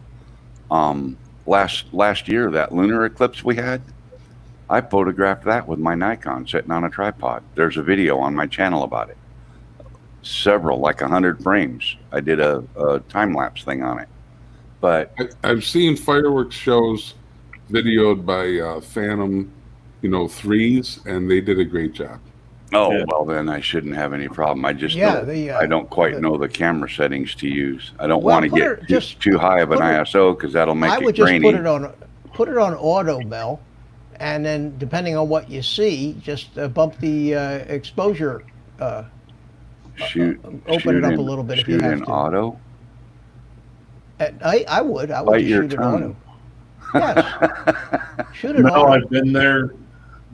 Did exactly what Mitch said. It's probably at nighttime. It's probably easier to do it that way. Phenomenal. Phenomenal. Yeah. Shoot it auto, and if you want to brighten it up a little bit, just work the thumb wheel a little. You Yeah. know? Yeah, yeah. A lot of people are against auto settings, but I'll tell you what, No. and the newer technology, the auto does a damn good job. Every time I go into manual, I end up with kicking myself because there's something about it that was wrong. Yeah. And if it's in auto, it's usually close enough that you can fix whatever it does in post. Just lock True. the exposure so this True. way the video doesn't change lighting, and you'll Yeah. be fine. It's like using the Mavic Mini when it didn't have all those Yeah. those camera settings.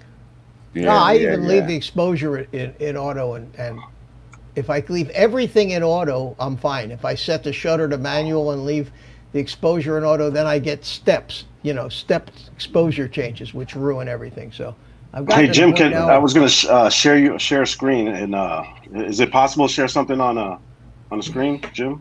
You there, Yeah, Jim? Jim's Yeah? in the back there. All right, Yeah. let me see if I can do this the right way. You do the screen share, and then Jim will. It'll show up in his green room, and he'll click on it. Hold on, let me see if I get this Sure. open. Mel, one thing I think you could do also is get your setup in auto and see if it works good, and then just lock your exposure. Yeah. Yeah, could do that. Could do that. You guys, can you see this? Yeah. Yeah. All right, I got a buddy that works for Union City PD. He told me not to post this. This is about a year old, but somebody was up on the roof and they were going to commit suicide. This is their M210. He's a Part 107 pilot for them. A lot of the police precincts around here are using. That looks Are awful using familiar. That's That's Like a yours. phone. That's a Maybe phone. that's yours, attached to it. Jim. Oh, they're going to drop a phone to him? Yeah. Don't kill yourself. Answer this call first. Yeah. Pretty cool when he sent me that. Now, guys, they do have drop systems for these aircraft, just so you know. Yeah. Well, This was probably obviously they didn't before know they that. came out. Yeah, this is probably before they came out with it. It's about a year ago, Jim. Oh, they had drop systems then. Yeah. Yeah, go ahead and jump. That's your only friend. I'm sorry. I'm being insensitive. You know, if I get up to that point where I'm jumping, I'm jumping. Yeah. Yep. That's it. Go for it, man. They have a That's couple. You see exactly it. one in the Yeah. background? There's Well, another drone up there. Yeah, there's Looks another like an drone in Inspire. there. Wow. Yeah, you're going to jump and they yell down on the ground, "It's for you!" And the phone comes down. Yeah. Al, show the beginning of that again. I want to see how that phone is attached. Is that how's the guy supposed to get the phone? Yeah. I think they were trying to land it on the roof. Hold on, let me Okay. see if I can share it again. Can you imagine him kicking the $10,000 drone off the roof? I was just thinking Yeah, that. Yeah, he's pissed off and he just destroys the drone and says, "I feel better now." I see the string, but I don't see. Oh, Looks it like does it's have a just got drop. some- It does have a drop mechanism. Does it? Yes, it does. Right there. Wow, right there. Yeah. This right here? Yes, sir. I didn't even bother to see that. Yeah, I Yes, didn't see sir. the ending of it. So That once is a he, drop. once he gets a hold of the phone, they can release the cable to him. Now stop it right there. You see Yep. the black cable coming out of the back of the drone? That's Yeah. going. That's going Yeah. up to the electronics. Now inside the app, you can open the power port and control that to open and drop the phone. So that's how they did it. There you go. You can hook up externals to this drone. Yeah, so a lot of the police out here are flying to M210s. Makes the fire department look like idiots with their ladder. Yeah. The building's 200 feet tall. The ladder's 100. Oh, little short, guys.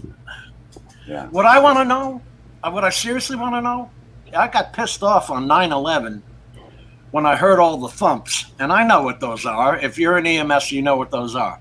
But the point is, today, we still don't have systems that deploy to get people from jumping from these buildings. You could come up with a couple of drones that they jump into the net and the drones go down with them. Who cares about the drone? You're saving lives. At that point, yeah. Right? With all the heavy lift drones we have now, the X8s, you guys know what I'm talking about. Anyway, I'm just, because, the fire department had to climb up 75,000 floors. What are you going to do? Nothing.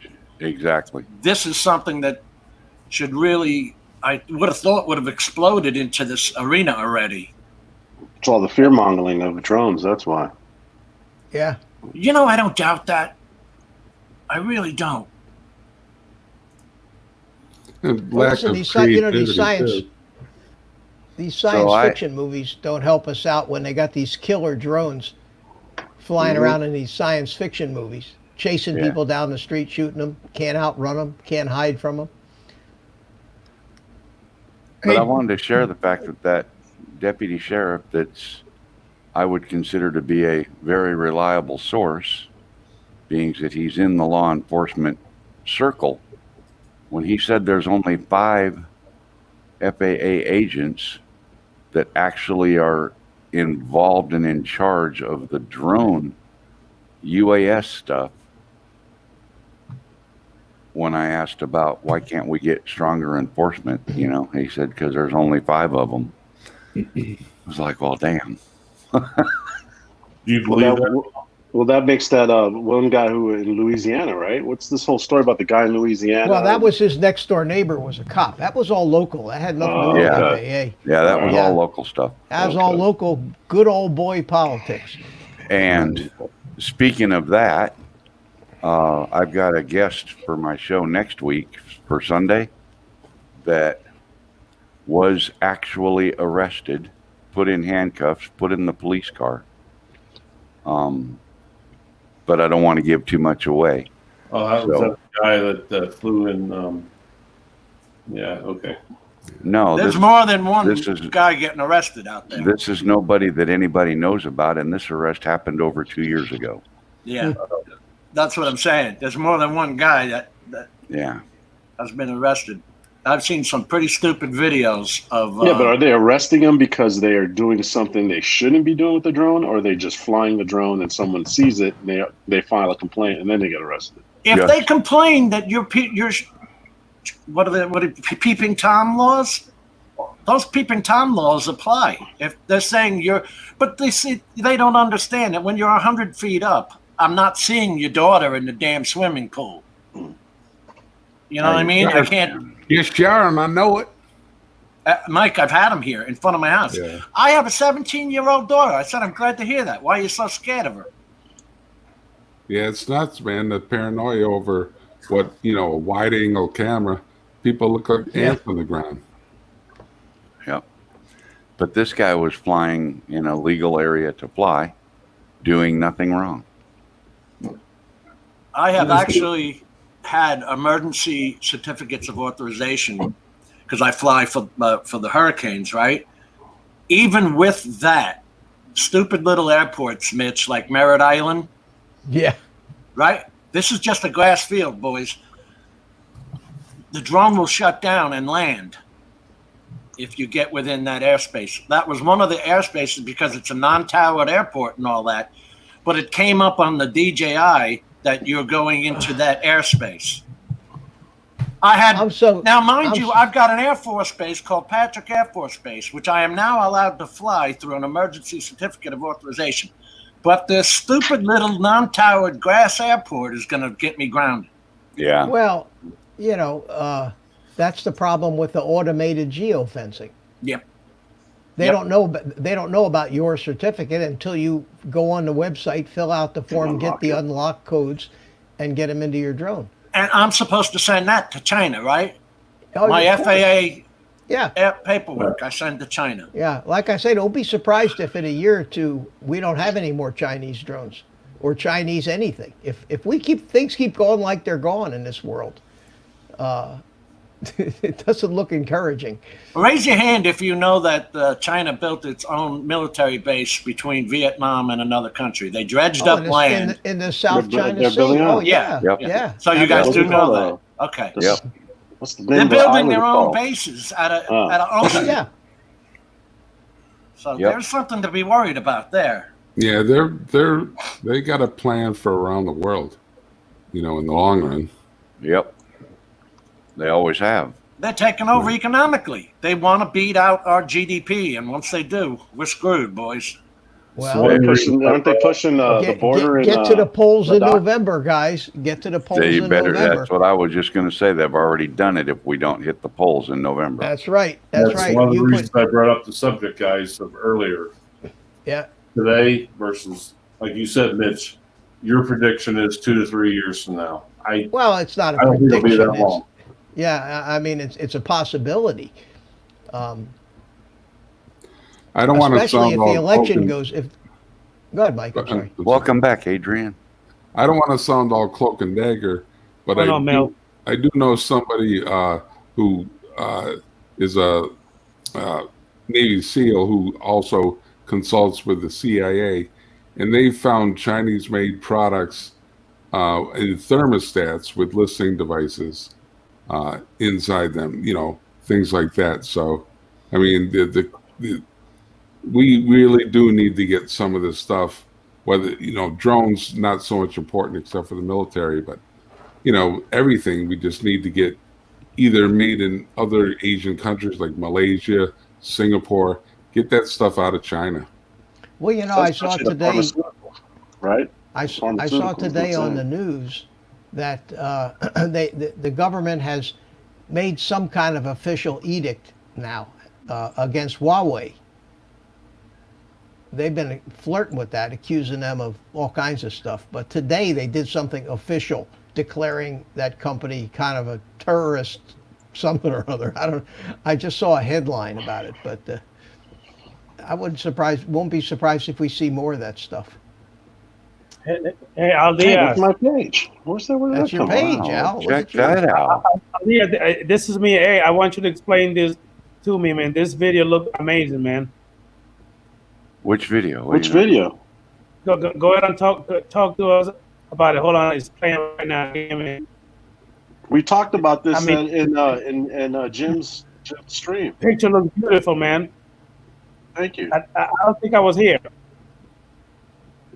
It's a HDR, and it's edited on a Rec 2020 timeline instead of a Rec 709. It's how you edit it, Adrian. So what now?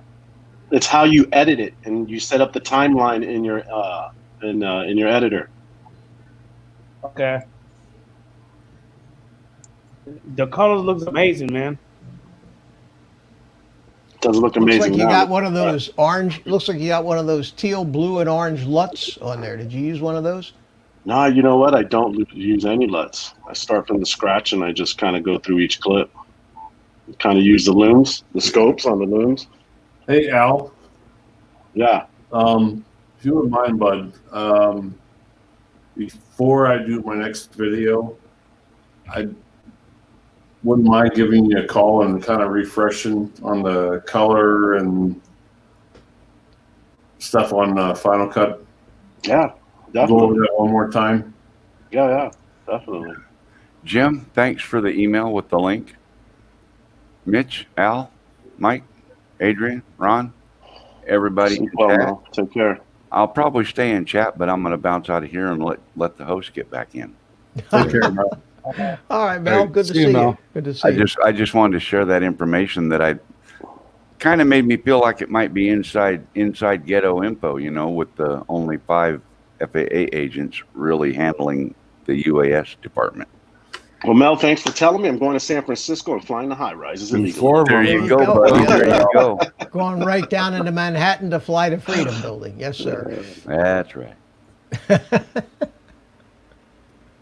You know what, guys? I'm going to step out too. I got some stuff to do.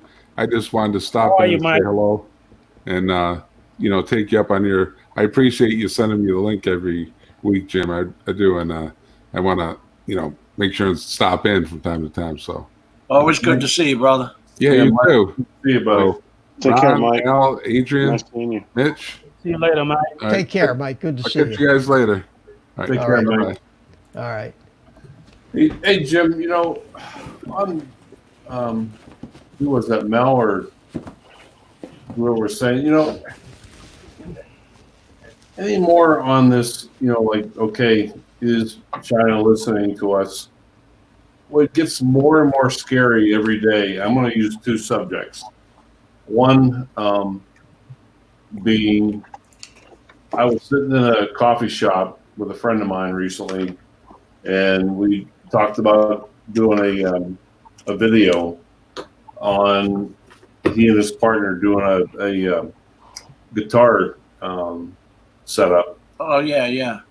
And I think I talked to you about this. We talked for 45 minutes and walked outside the coffee shop, and within several days, that's all I kept getting was all these ads and stuff on external microphones. That's what we talked about. Yep. You know, and just in the last week, you know, I've been experiencing some back problems. Talk to people, you know, personally, not on the phone, but What? you know, talk to friends and whatever. And over the past week, that's all I've been getting on my damn phone is all these back pain reliefs, you know, on the phone. So the sheer fact that if people don't believe that we're being listened to is not true, they're full of crap. I It's believe. not just, yeah, it's not just that, but whatever you search on Google, Yeah. whatever it's gonna end up in their database. I get a feeling sometimes, and I told my son this morning on the phone. It's funny you mentioned it. I said, you know, I was just thinking about something the other day, and all of a sudden I start getting ads for it. Yeah. I'm telling you, dude, you don't have to talk to the phone, but just the sheer fact that you're talking about it verbally with a phone nearby. You know, I don't want to say anything, but hear it. It's the my power of TV 5G. my TV is also connected to the internet, Right. and it has a microphone in the remote controller so that you can press the button and say, find Project Roku. Runway, whatever. Roku Right. TV. Yeah. So, you know, everything is connected these days with Comcast owning Spectrum, who owns the internet, who has now bought Fandango Now app, who Fandango has just bought a Voodoo app from Walmart. I mean, it's all becoming one system behind our backs. Exactly. I'm not You know who surprised the- at all. Is your You Echo? know who the biggest? You know who cheating the on you? biggest? The biggest, not offender, but the biggest user of that I see is when I opened up my YouTube app, okay, on my cell phone, and what do I get an advertisement for? Prop nuts for FPV motors from Banggood. Yeah. Okay. Now I have not searched for prop nuts, but an hour before this show, I removed one of these prop nuts from this little airplane that I wanted to be able to fire up the motor. They're watching. And I've never seen an advertisement for prop nuts before. And an hour before the show, I got my wrench out and took the prop nut off, and now I'm seeing advertisements for prop nuts. Now, how the hell does that happen? How the hell does that happen? That's crazy. That's scary, man. Well, No. if you all have, for those of you that have, Google Home, Amazon Echo, and the Amazon Dot, Echo, yeah. any But- of them on, you've got it on your phone. The only way you can really do a safe search is you log out of all your browsers. You log out of them. Right. You go do your searching not logged into the browser. Yeah. How do you do that? But then it You knows just your IP. sign out of your browser. But it's And- still going to have your IP. Sure. It's got your IP address. Well, so it I'm going to knows- get to that. Yeah. You got two ways. Wait to a minute, do wait a that. minute, wait a minute. If I'm signing out of my browser, how the hell am I My searching? question. Exactly. You can sign out of the browser. You're signed in on Google Chrome. Right. So right now, all of you are on Google Chrome because you found out about Jim's broadcast. You're on that because you're signed in to Google. Right. Yeah. Sign out. Sign out of Facebook. Sign out of Twitter. Sign out of every other application that you've got on those browsers. By doing that, they're not able to capture that. And it's just a general capture. And they're not going to bother doing that. They're not going to capture the data. And what you can do second then is go incognito search. Does that really work?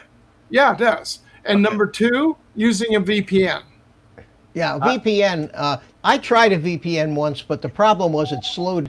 The bandwidth went to nothing. Oh, through yeah. the VPN. Yeah. It was next to useless. So that I didn't renew it. I got a 30-day free trial, but Yeah. nothing worked. Everything was just always too slow. There's only a couple of good ones out there. I've got one that I've had for years, and I bought it, and it was like a lifetime subscription. Not many servers, but as often as I have to use it, it does it for what I need it to do.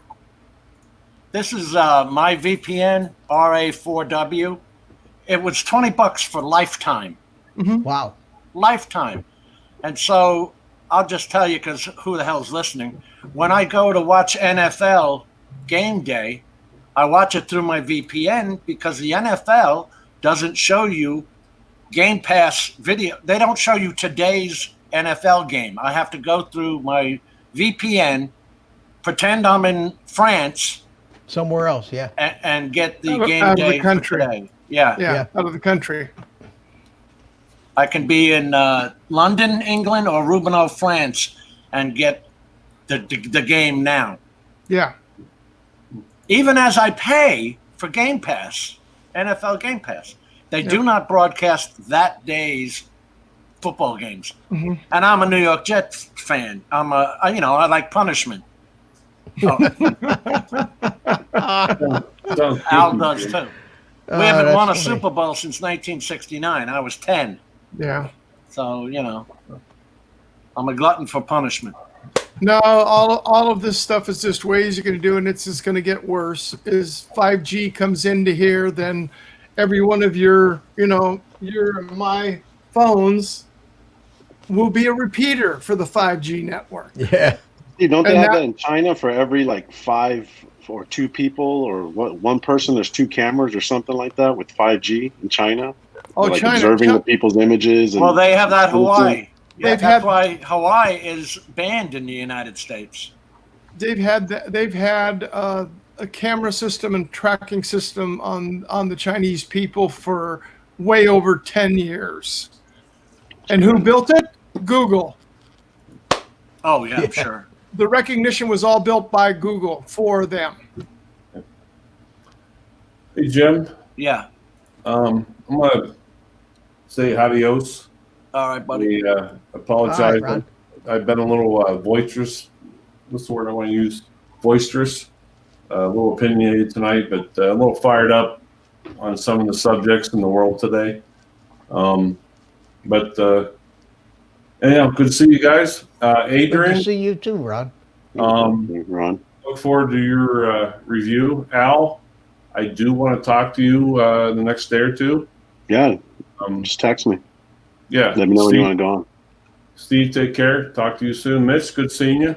Good seeing you, Ron. And don't feel bad about being upset about the world shit. We're all dude. livid about that. What's going Yeah, on? some days I get a little. I about have You're it. not alone. You're not. That's alone. why Ron took his trip. He had to get away from the I BS. did. Yeah. You're That's not why I went alone, to the man. mountains to get the hell away from all this. Well, one thing you guys all have to remember is that big red giant that sits out there that's trying to gobble up the world has already been doing it. They've been doing it for close to 20 years. They have one of the largest financing companies in the world. And what are they doing? They are financing infrastructure. And that's what they're trying to do here in the U.S. Who are you talking about?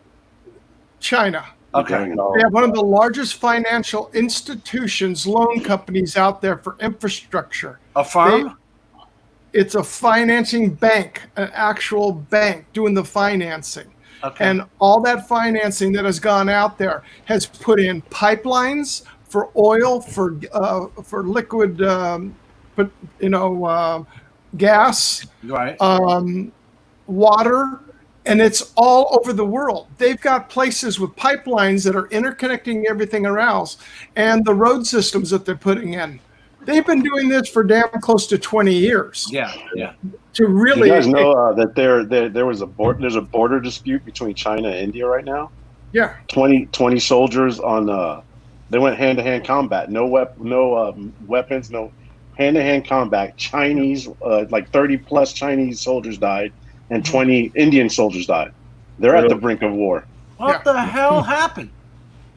There's a border dispute in Ladakh, like something called Ladakh. yeah. So the Chinese are building up their military and trying to push the border and saying that that's theirs. Yep. You They know, got it's an some Indian balls, man. Wow, it's crazy. Well, look what they're Crazy. trying to do over in Hong Kong. Everything else. Yep, I mean, yep. it's all over. They're doing it here, and the only good thing about it is to let's say you can go out a good note, Ron, is they did imprison 2 professors, college professors, for selling medical trade secrets that in China the Chinese are studying at the college. And they'd gotten to them, and they were extracting trade medical secrets out and shipping it back to China. Really? And it's just like here at the University, University of Irvine, here in Irvine, California.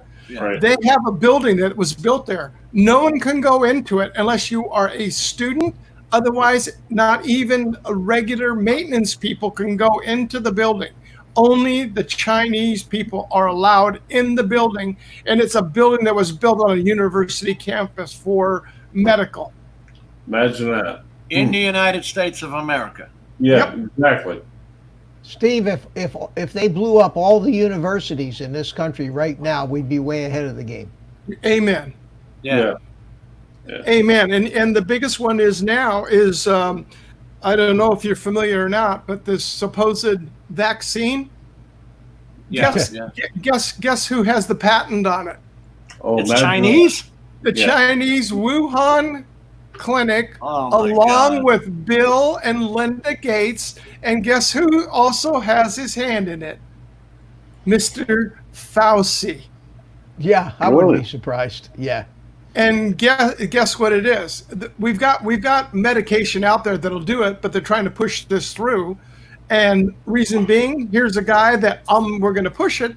This has been going on for almost 3 years, because he put funds he took out of the CDC when in 2019, at the beginning of 2019, where they knew about this virus. Right. Not the strain that's loose now, but they knew about the virus. The government came in and shut it down. The military came in and shut it down. There's too big of a chance of it going to a pandemic. They stated, we're getting rid of it. We're shutting the whole thing down. What does this, prick do? He takes the virus and $3.1 million and sends it over to the Wuhan clinic so they could further the research on it. Holy Christ. I didn't know that. Yeah, I heard this a couple months ago. Yeah.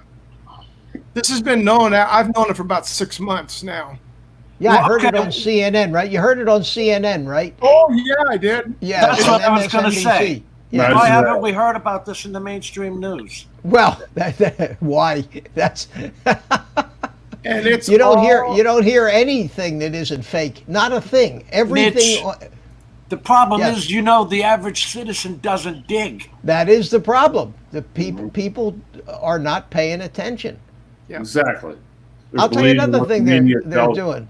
These polls now, Biden's ahead by 15 points. That's such nonsense. That's but bullshit. yet people believe it. Well, you you tell know them why? enough. You know why, Mitch? I know you know why, but the rest of Yes, you. I know why. Mail-in voting, that's what it's for, to prove the fact when they fraudulently start going into all these dump boxes and mailing in same-day registration, boom, there's the answer. That's how they can say, well, we told you that We were told gonna you, win. yeah. Well, have they done it in your town, Mitch? They just did it in my city of Palm Bay, where you can mail in your vote. And I'm talking about, it's electronic. well, they've always had mail-in. They've always had absentee ballots. Absentee ballot. They've always, but you have to go through a certain procedure to get one of these absentee ballots. They're not.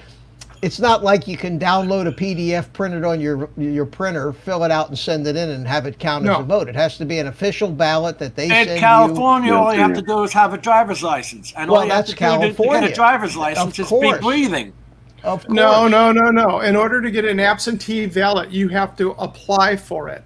And then the ballots are sent out directly to your home mail or wherever you're going to receive that ballot at. And then when it goes back, all the information has to be on it. So these are regular voting ballots. They're not one that you're just going to put together. So this flu does not stay on a piece of paper, right? We can't get it from a ballot.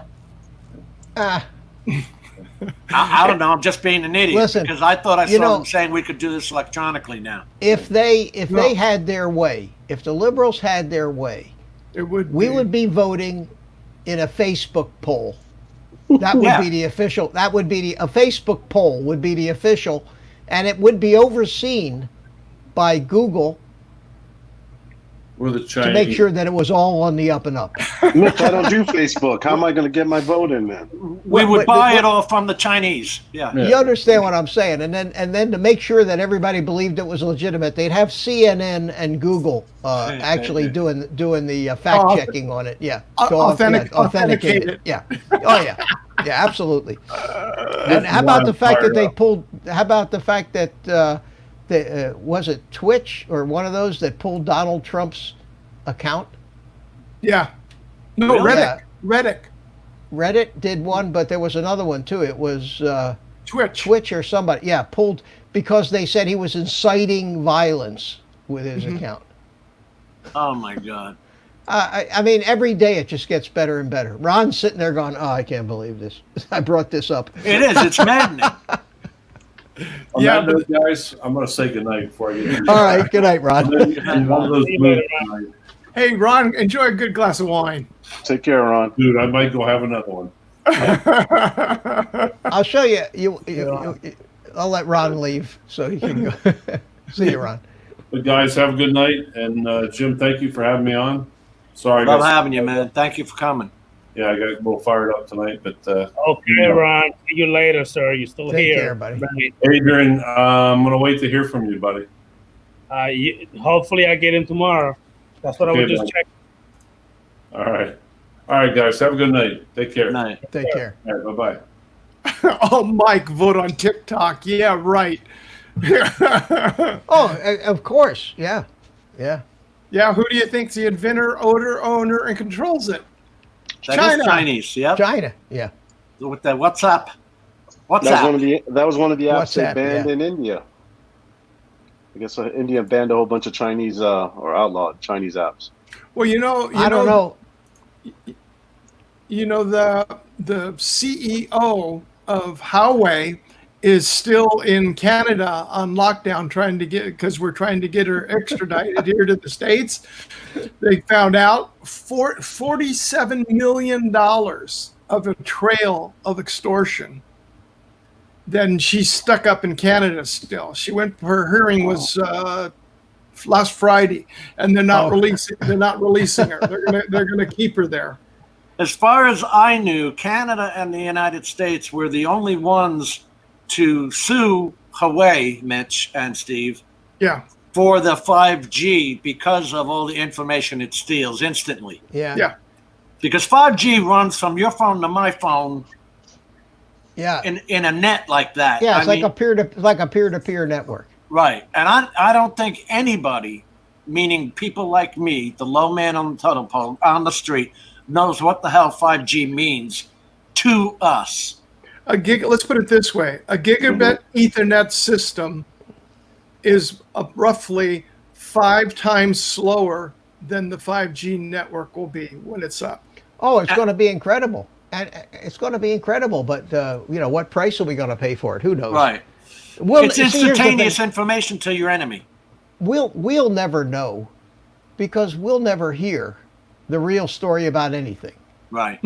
All we get is the public relations crap on both sides. We don't know what's really going on, and in a lot of this instances, we're not supposed to. We shouldn't know what's going on. If our government is to be effective in foreign policy and protecting us, they can't tell us everything they're doing, because they're telling the enemy at the same time.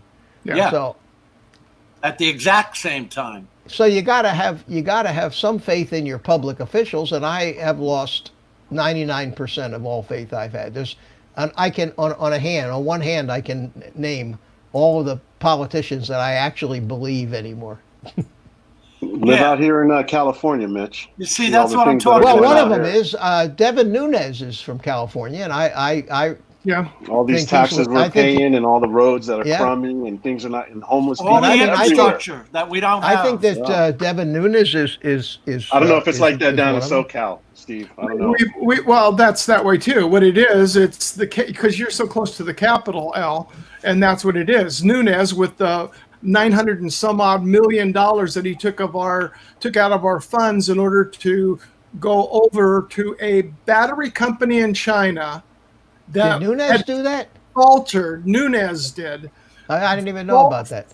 Faltered, and then got a deal supposedly with them to make face masks. The face masks come over, and now we're paying, I forget, $5 a mask or something ridiculous price for them. Oh. Then they come in, and all the shipments coming in, they all failed the tests. Oh, so we paid the money on the loan to start them up to make the mask. Now we're getting the products that are faulty that they can't even use. And you know where that money will be coming back through the laundromat and coming back over there to the Nunes and Pelosi family. I know where it's not going. It's not coming to me. No. That's for sure. No. So you know what I do now? But here's the thing that I was talking about. What Ed says, he had no idea what the hell all that 5G was all about. And that's what I'm saying, Mitch. The average Joe, and you go on any of these, the worst gossip page in the world is the Palm Bay Facebook page. Oh my God, these people are idiots. I'm surrounded by the stupidest people on planet Earth. No, they're everywhere. They're everywhere. So I was going to show you this. To change the subject, this is what I do to keep my mind off all of this crap. See this thing? You know what this is? It looks like a submarine, for Christ's sake. I was just going to say, like a RC boat or something. Doesn't it? It's the fuselage for a little powered glider, and it just came from China. I just got it today, from Banggood, and it's got a tail boom that comes out here, and then the wings go on the top. But it's got compartments in it for flight controllers. So this little tiny thing, which is going to have a 3-foot wingspan and weigh, with all the equipment, batteries, and everything, probably 300-400 grams. Can you hook that up to 4G and fly? No, actually, it's going to have a 900 megahertz long range radio, which has got range of up to like 8-10 miles. Yeah, 900 is good. I'm going to try to cram a DJI digital transmitter in this thing, so I get the DJI video in my goggles. It's going to have iNAV on it, so it'll have all the autonomous flight modes, return to home, circle, waypoints. It's going to be full autopilot in this tiny little thing with a 3-foot wingspan. Ed, I'm not saying you and I are stupid. Ed, wait a minute. Ed, I'm not saying you and I are stupid. I'm saying they're not telling us what that whole 5G thing was about. All I saw was that the Canada and U.S. were suing Huawei Corporation, which is a Chinese government corporation, because they all are, right? Chinese-controlled corporation, that we would not buy the servers and the information from that company because it would take over all the communications in the U.S., basically. They would know everything about it instantly. That's all I know, is because I bumped on that article. I'm not a political guy like you and Mitch, Steve. Well, the thing is, see, 5G, it only has a very, very short distance of range from when you're on your phone to a tower.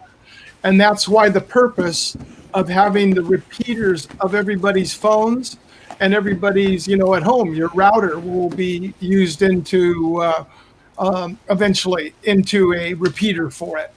So no matter where you're at, you'll be picking up to a neighbor or somebody else like that, and you'll be just pinging off from everything going through for your signal to go through. All right, so Gary says Huawei is pronounced Huawei. Huawei. W-A-H-W-A-Y.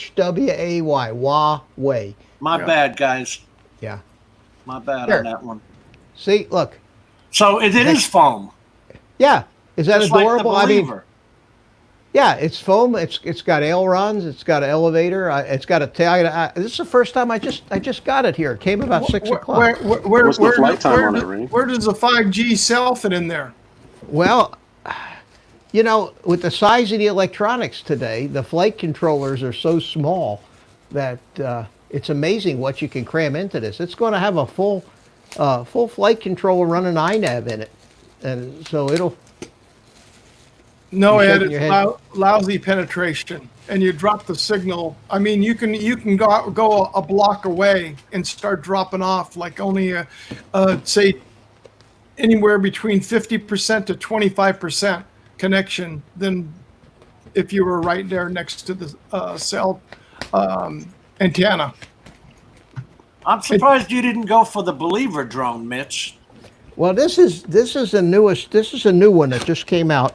It's by Zohd, Z-O-H-D, and the damn thing is tiny, and yet you can take it all apart and put it in a backpack. I mean, the wings come off easily, the tail boom comes off. It's got an elevator. I haven't put that on, horizontal stabilizer in the back, but that's the size of it, and you can put in this thing 2 of the 18650 lithium-ion batteries. 18650s, yeah. You can put 2 of them in here and get over an hour of flight time with this thing.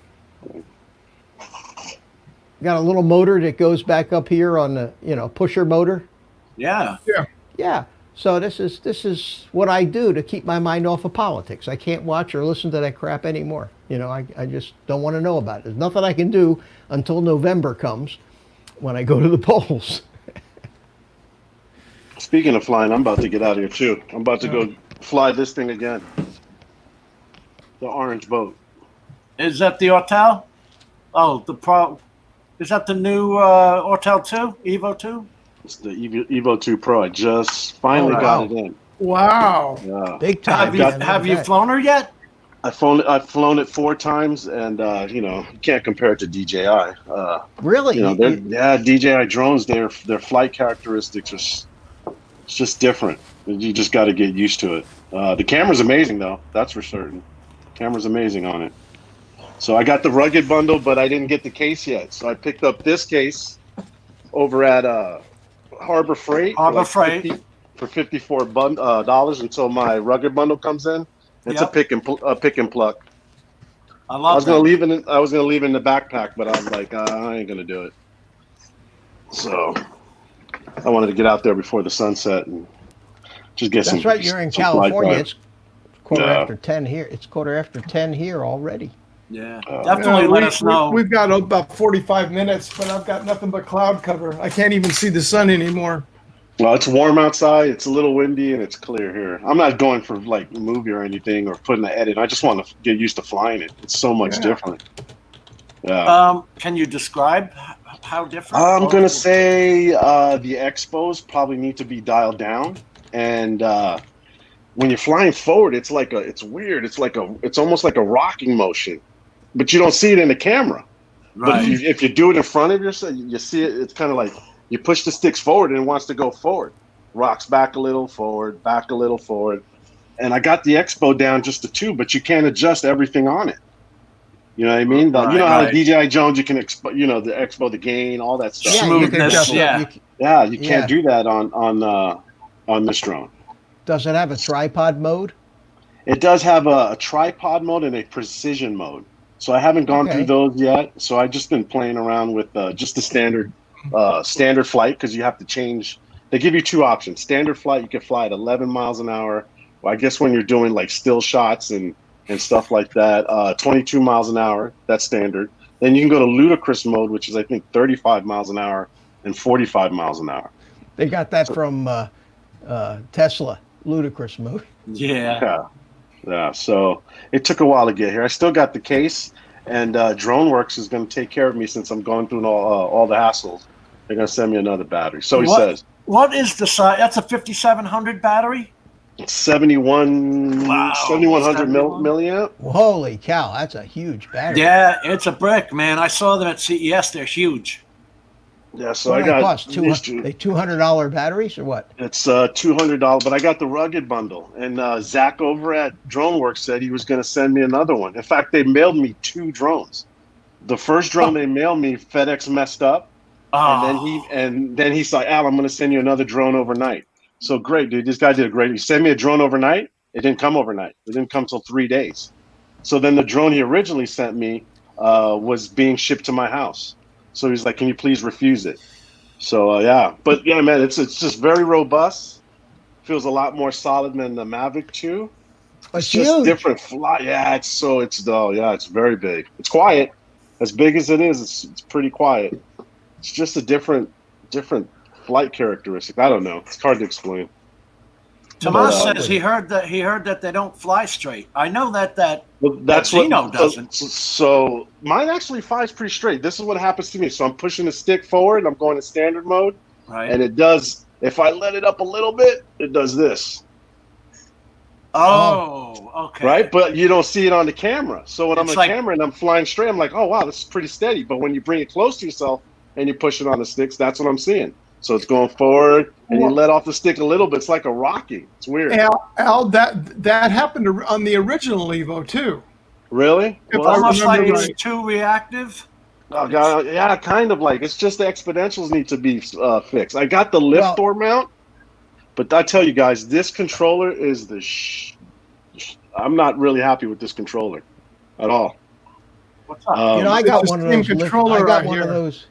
I put this in the lift door. I bought this lift door mount, which costs an arm and a leg, and I got one of those, and I got rid of that plastic ball right away and just bolted, because my damn Crystal Sky was so heavy that no matter how tight I tightened that plastic thing on that ball, it would flop over.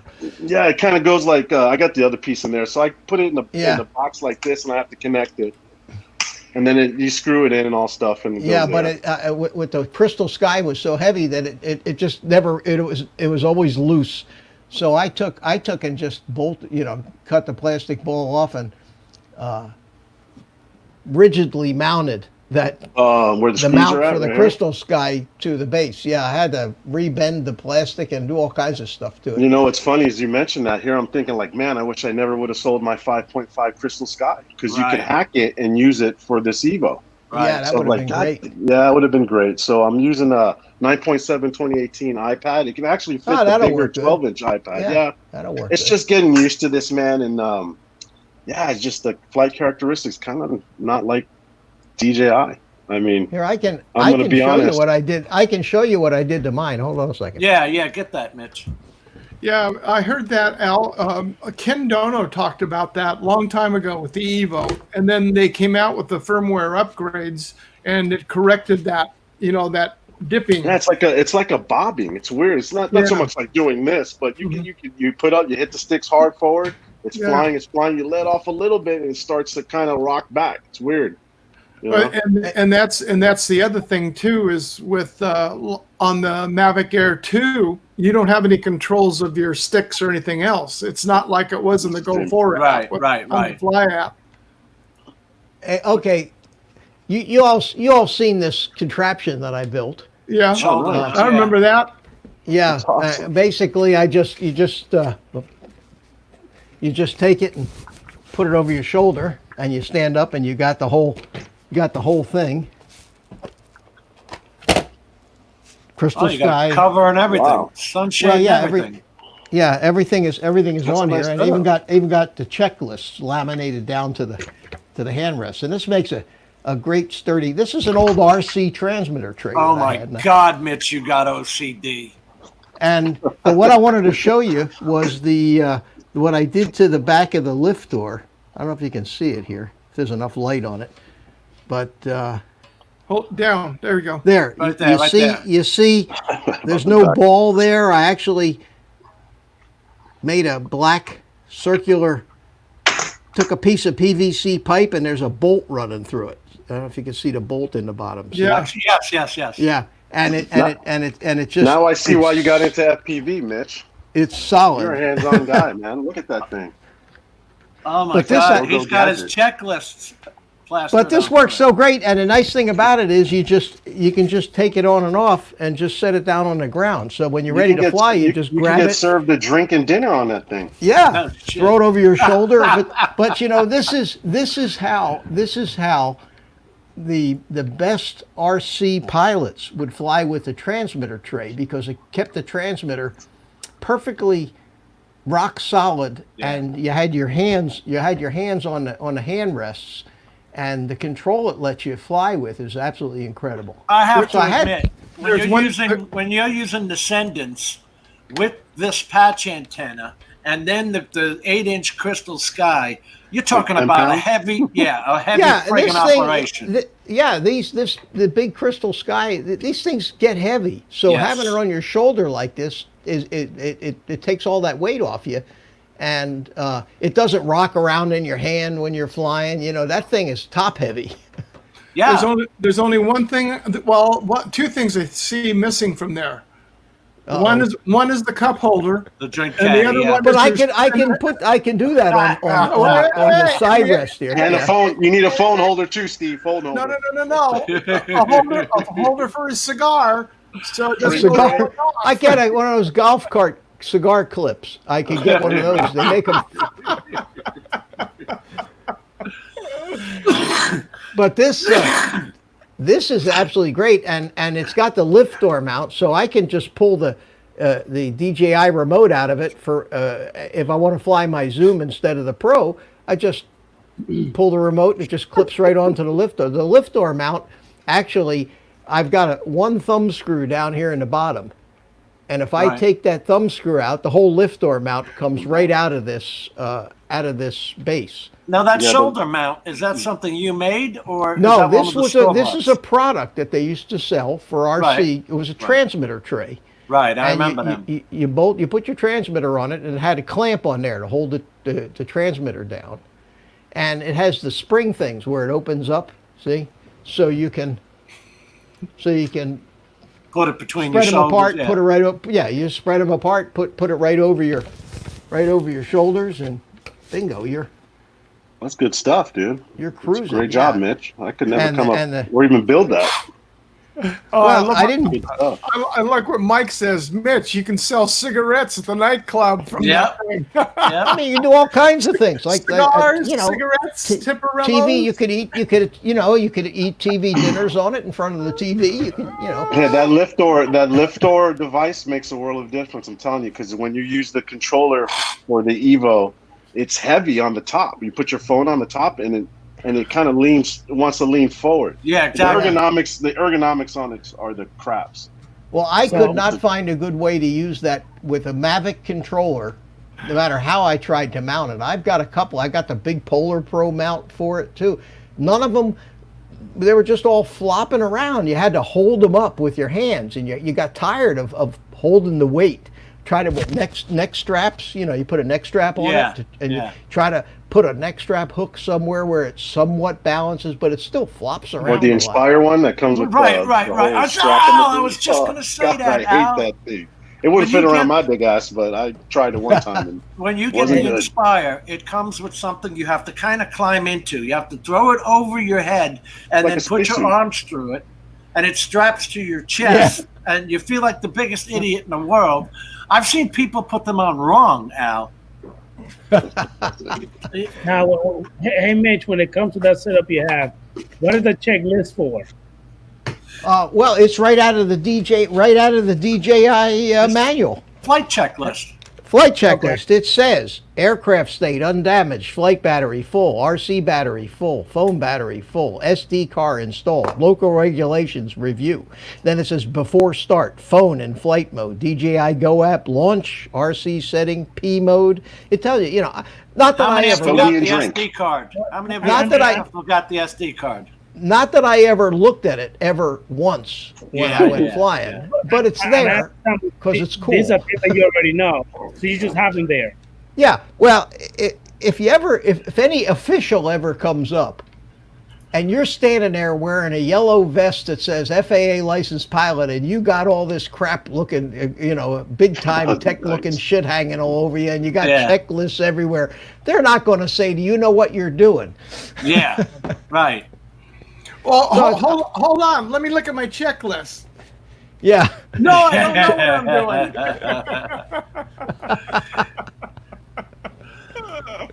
doing. I'll tell you what, I had this get up on. I did that. I had a job where I had to shoot for the International Tai Chi Association. You've probably seen that video where they did where they were doing 500 of them doing Tai Chi on the lawn in front of this big hotel.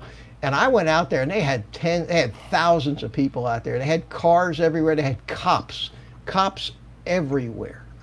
And I'm out there with the drone. So I put the yellow vest on. I got this rig.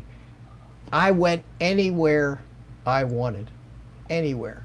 And the policeman would say to me, is there anything we can do? Do you want us to keep those people away from you? You want us to stop the traffic so you can walk across the street? It was unbelievable. That is so true. I had that happen one time. I felt so bad. I had the matrice out, and the Malabar Fire Department was doing an event.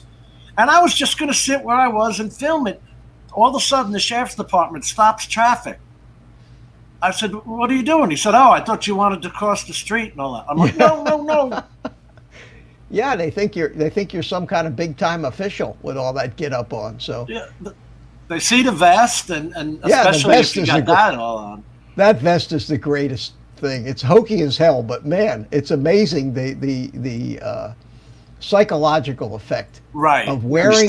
You stand out like a sore thumb. Mine says FAA operator. FAA licensed, and it makes you. People are used to, at least they used to be used to respecting officials. Right. Now they probably mob riot you if you wore one of those things because they would think you're a policeman or something. Yeah. All right, guys, I'm out of here. I'm going to go get some flights in. You guys have a great one, Jim. All right, thank Al, you. good to see Take you. care, Steve. Take care, Adrian, everybody in chat. God bless. Take care, guys. You too, Al. Good, have fun. I'm glad he took off before I told him about Matt, Matt from Northeast Drones. He has been trying with the DaVinci Resolve 16 software to do the HDR. He's been kind of doing it correctly, but there's also a luminance tab you have to hit. When you're doing HDR, True Rec 2020 color, 10-bit color depth, you also have to hit the luminance or it'll show up wrong. And he's been getting his footage oversaturated. So before I asked Al and got into that, because I heard Ron say to him earlier that he wanted to get into that. Yeah, Mitch, that drone there, the Believer is a lot bigger than that, but it's also just a foam airplane that'll fly for an hour. You mean this thing? Yeah. Yeah. Yeah, this is Zohd. I've got a couple of their little FPV wings, flying wings. This actually has tail feathers on it, and it's got a horizontal stabilizer and an elevator, as opposed to just the flying wings. But this thing doesn't weigh 2 ounces. What I got here, and now, question: is that come ready to fly, or you gotta buy everything else? Well, they have it a number of different ways. You can buy this and use your own servos and motor, or you can buy it what they call a plug and play, where everything is built and you just put a receiver in it. But Okay, so the one you got, is it come ready to fly? You have no. I gotta build it. Got to put the motor in it. I got to put the servos in it. I'm going to put a full-blown Matec flight controller, which is going to be interesting because it's got to go down in that little space. I'm going to put an FPV camera up here in the nose. I'm going to have a video transmitter. It's going to be a full FPV, long-range little cruiser. Okay. So I'm amazed that it's only taken two 18650s in it. Normally it would be powered by a 1,000 milliamp hour 2-cell LiPo. Okay. But you can put 3,500 milliamp 18650s in it because this is not going to draw a lot of current like the higher current draw things. You need the LiPos. Right. This doesn't draw that much current.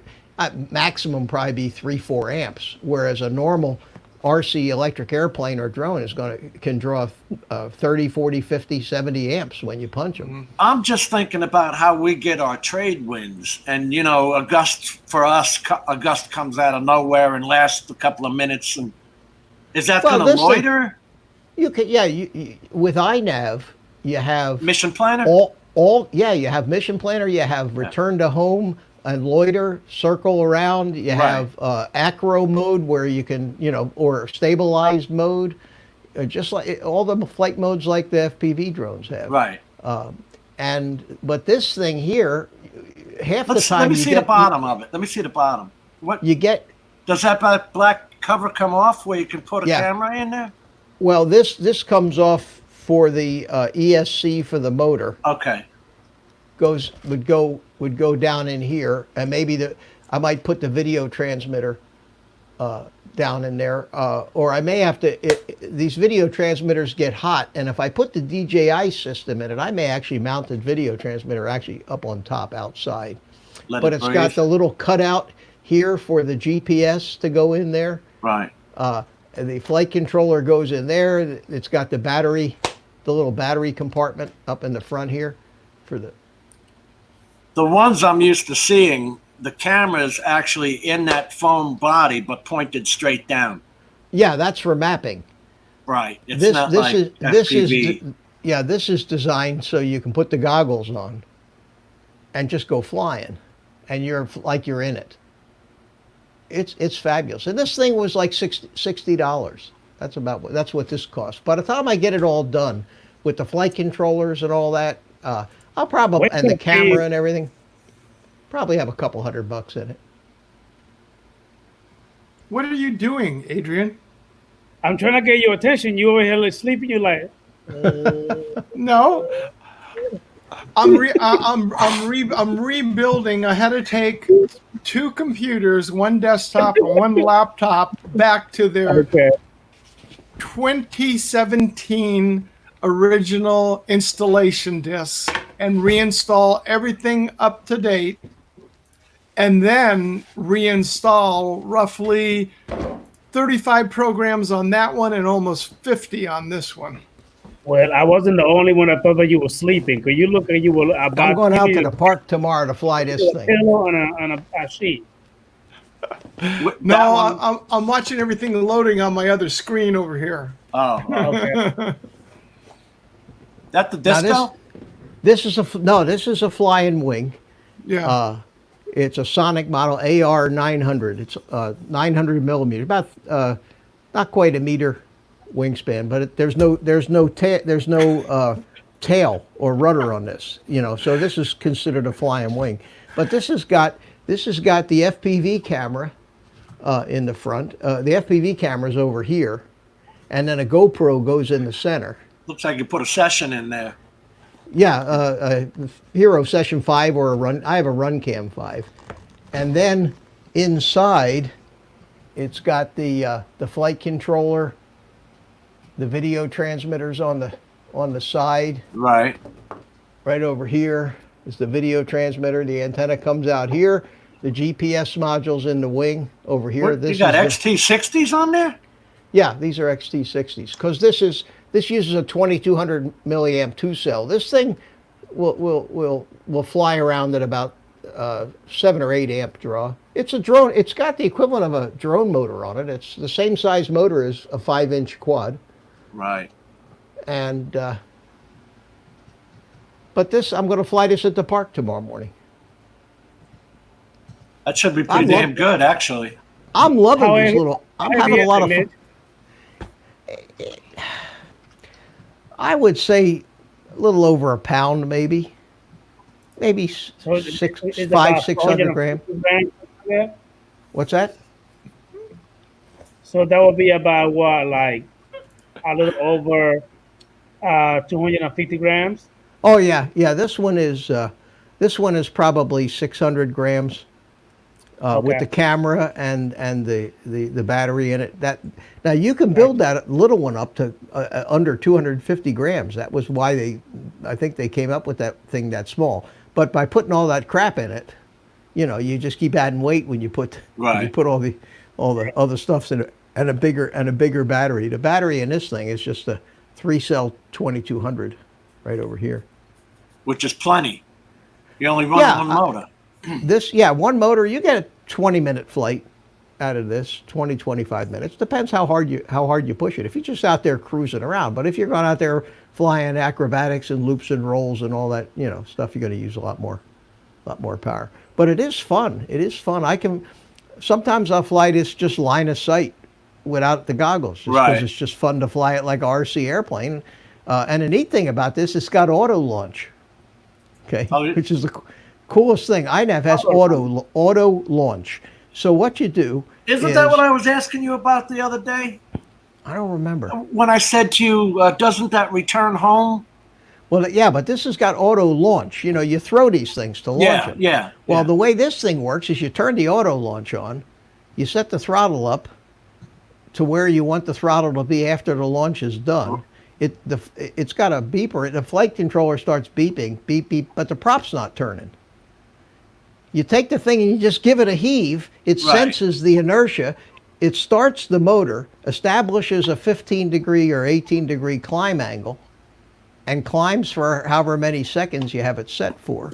That's what the Disco did, right? Yeah, I guess. Yeah, auto launch, and then it turns it over to you. But what you do, what's really cool is you put it in return to home mode as well. So you set the mode to return to home, put it in auto launch, give it a heave, and then it'll just climb out. And when the climb is done, it automatically goes into return to home. So it continues to climb up to whatever altitude you have set. Then it just stands up there above the home point and just circles around. Is that your GPS antenna up top? That's the video transmitter antenna. Okay. For the goggles. The GPS is this little square antenna right here. I'm surprised. I would have thought you would have had that hanging down. What? Oh no, because you got to land it. Okay, never mind. Yeah, no, it's up top and it's radiating out. So it's because this thing is flying level most of the time. You'll just be like that JetBlue flight coming in here to LA, where the landing gear was cockeyed with that antenna going down. Yeah, yeah. But it's nice. It's got nice skids on the bottom. I don't know if you can see them. It's got 2 skids on the bottom, and yeah.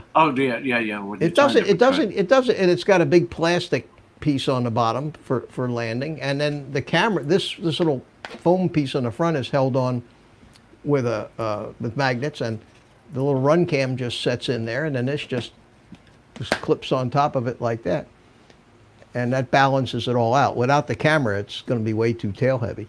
But now the cool thing is, they've been turning those into VTOLs. You see the end of the tips of your wings? Yeah, they set them up on the wingtip, and right. But this doesn't have enough power to do that. But like I said, the cool thing is, you don't even have to have the radio transmitter in your hand or the goggles on your head. You put the thing in auto launch, you go out there and you give it a heave, and you don't even have to watch it. And it'll loiter. It'll just climb out. It'll go into return to home by itself. In the meantime, I can wander back to my lawn chair, pick up my transmitter, get my goggles all set, and when I'm ready, I throw the switch on the radio and and take control of it. As long as you're far enough away from that 400-foot high building that's in front of you with that 15% climb out. Yeah, well, you know, at the park where I fly, the tallest tree is probably about 50 feet. So we don't have a problem down there.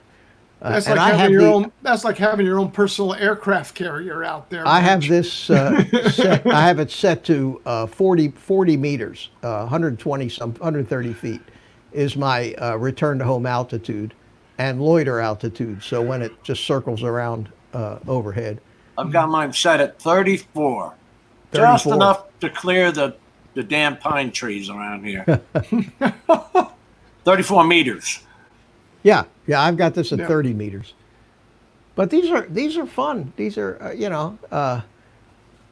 fun little gizmos with all the electronics in them. You have too many toys, Mitch.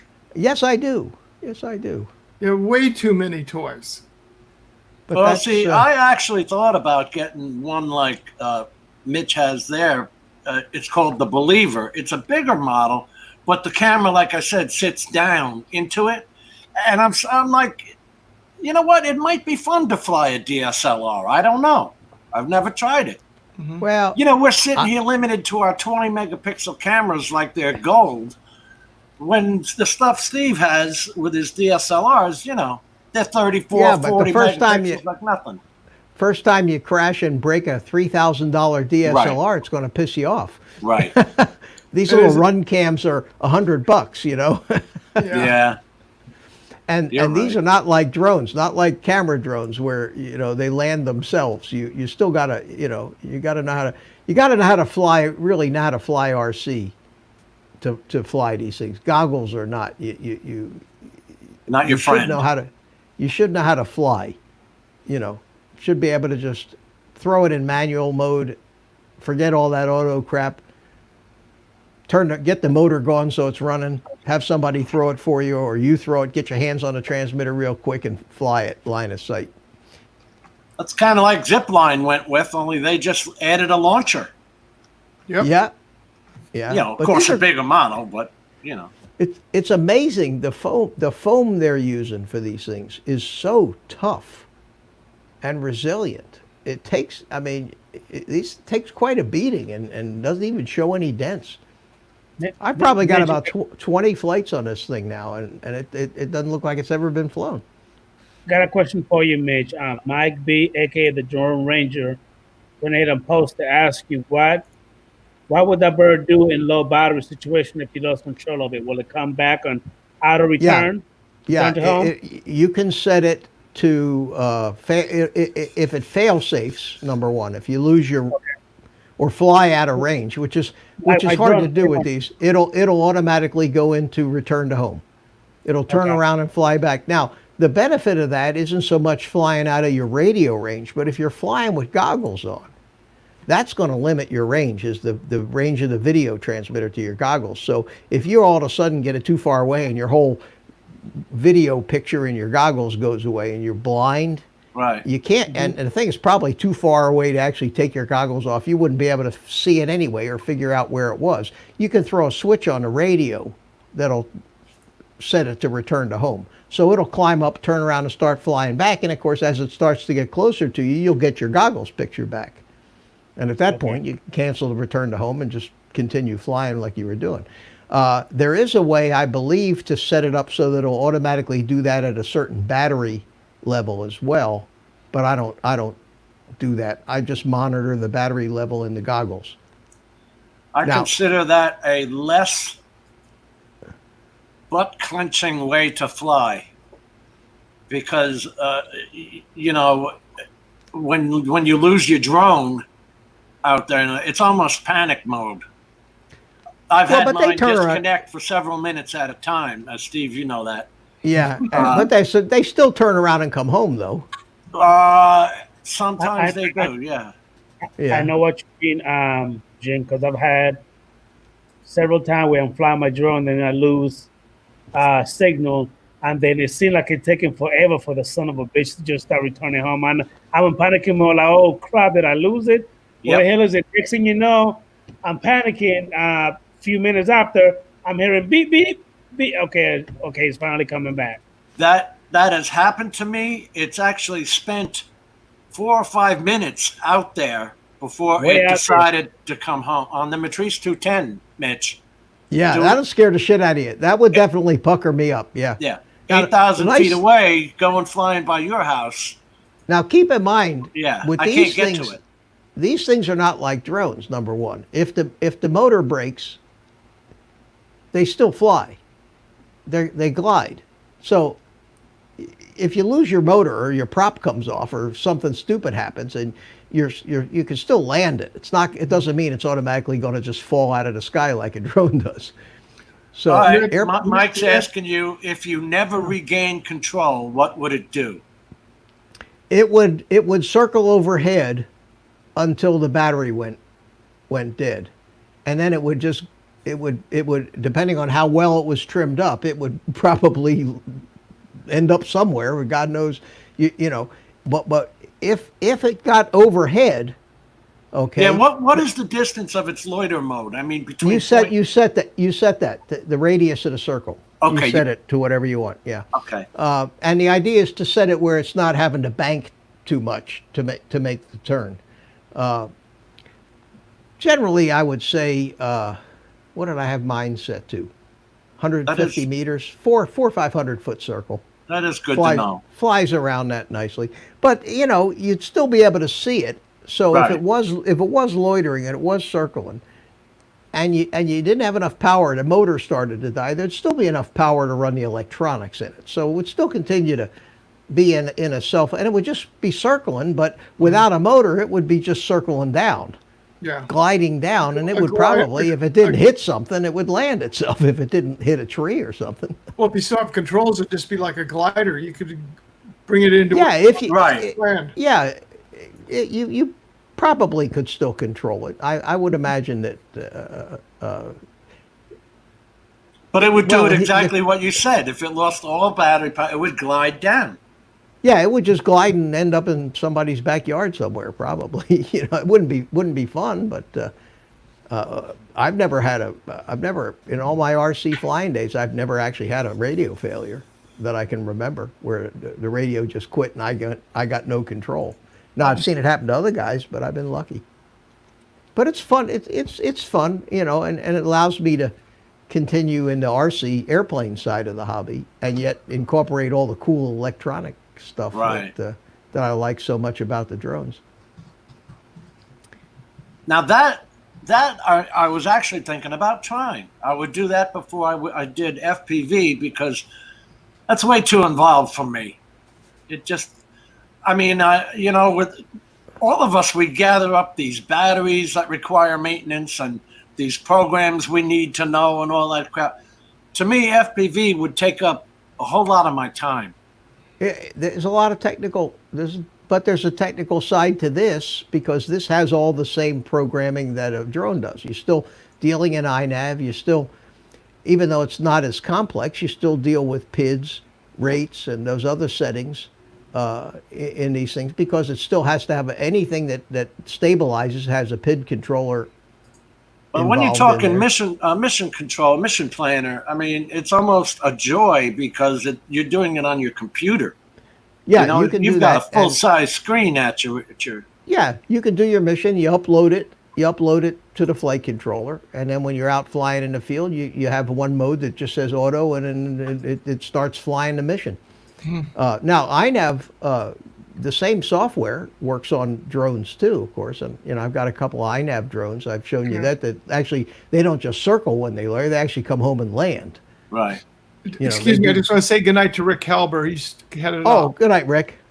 I'm sorry we went on so long, Rick. I didn't know. We never do. We just get on to our subjects.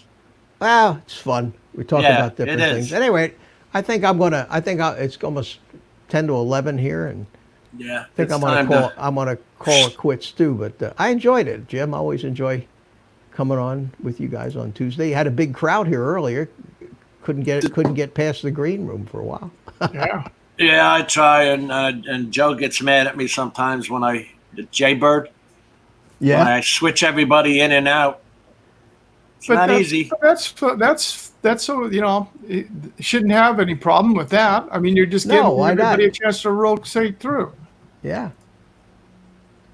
Try and give everybody equal time here. And if I'm not involved in the conversation, there's a lot of these conversations I'm not involved in, then take me out and put somebody else who's interested in whatever topic that I think it's pretty cool the way we kind of talk about everything.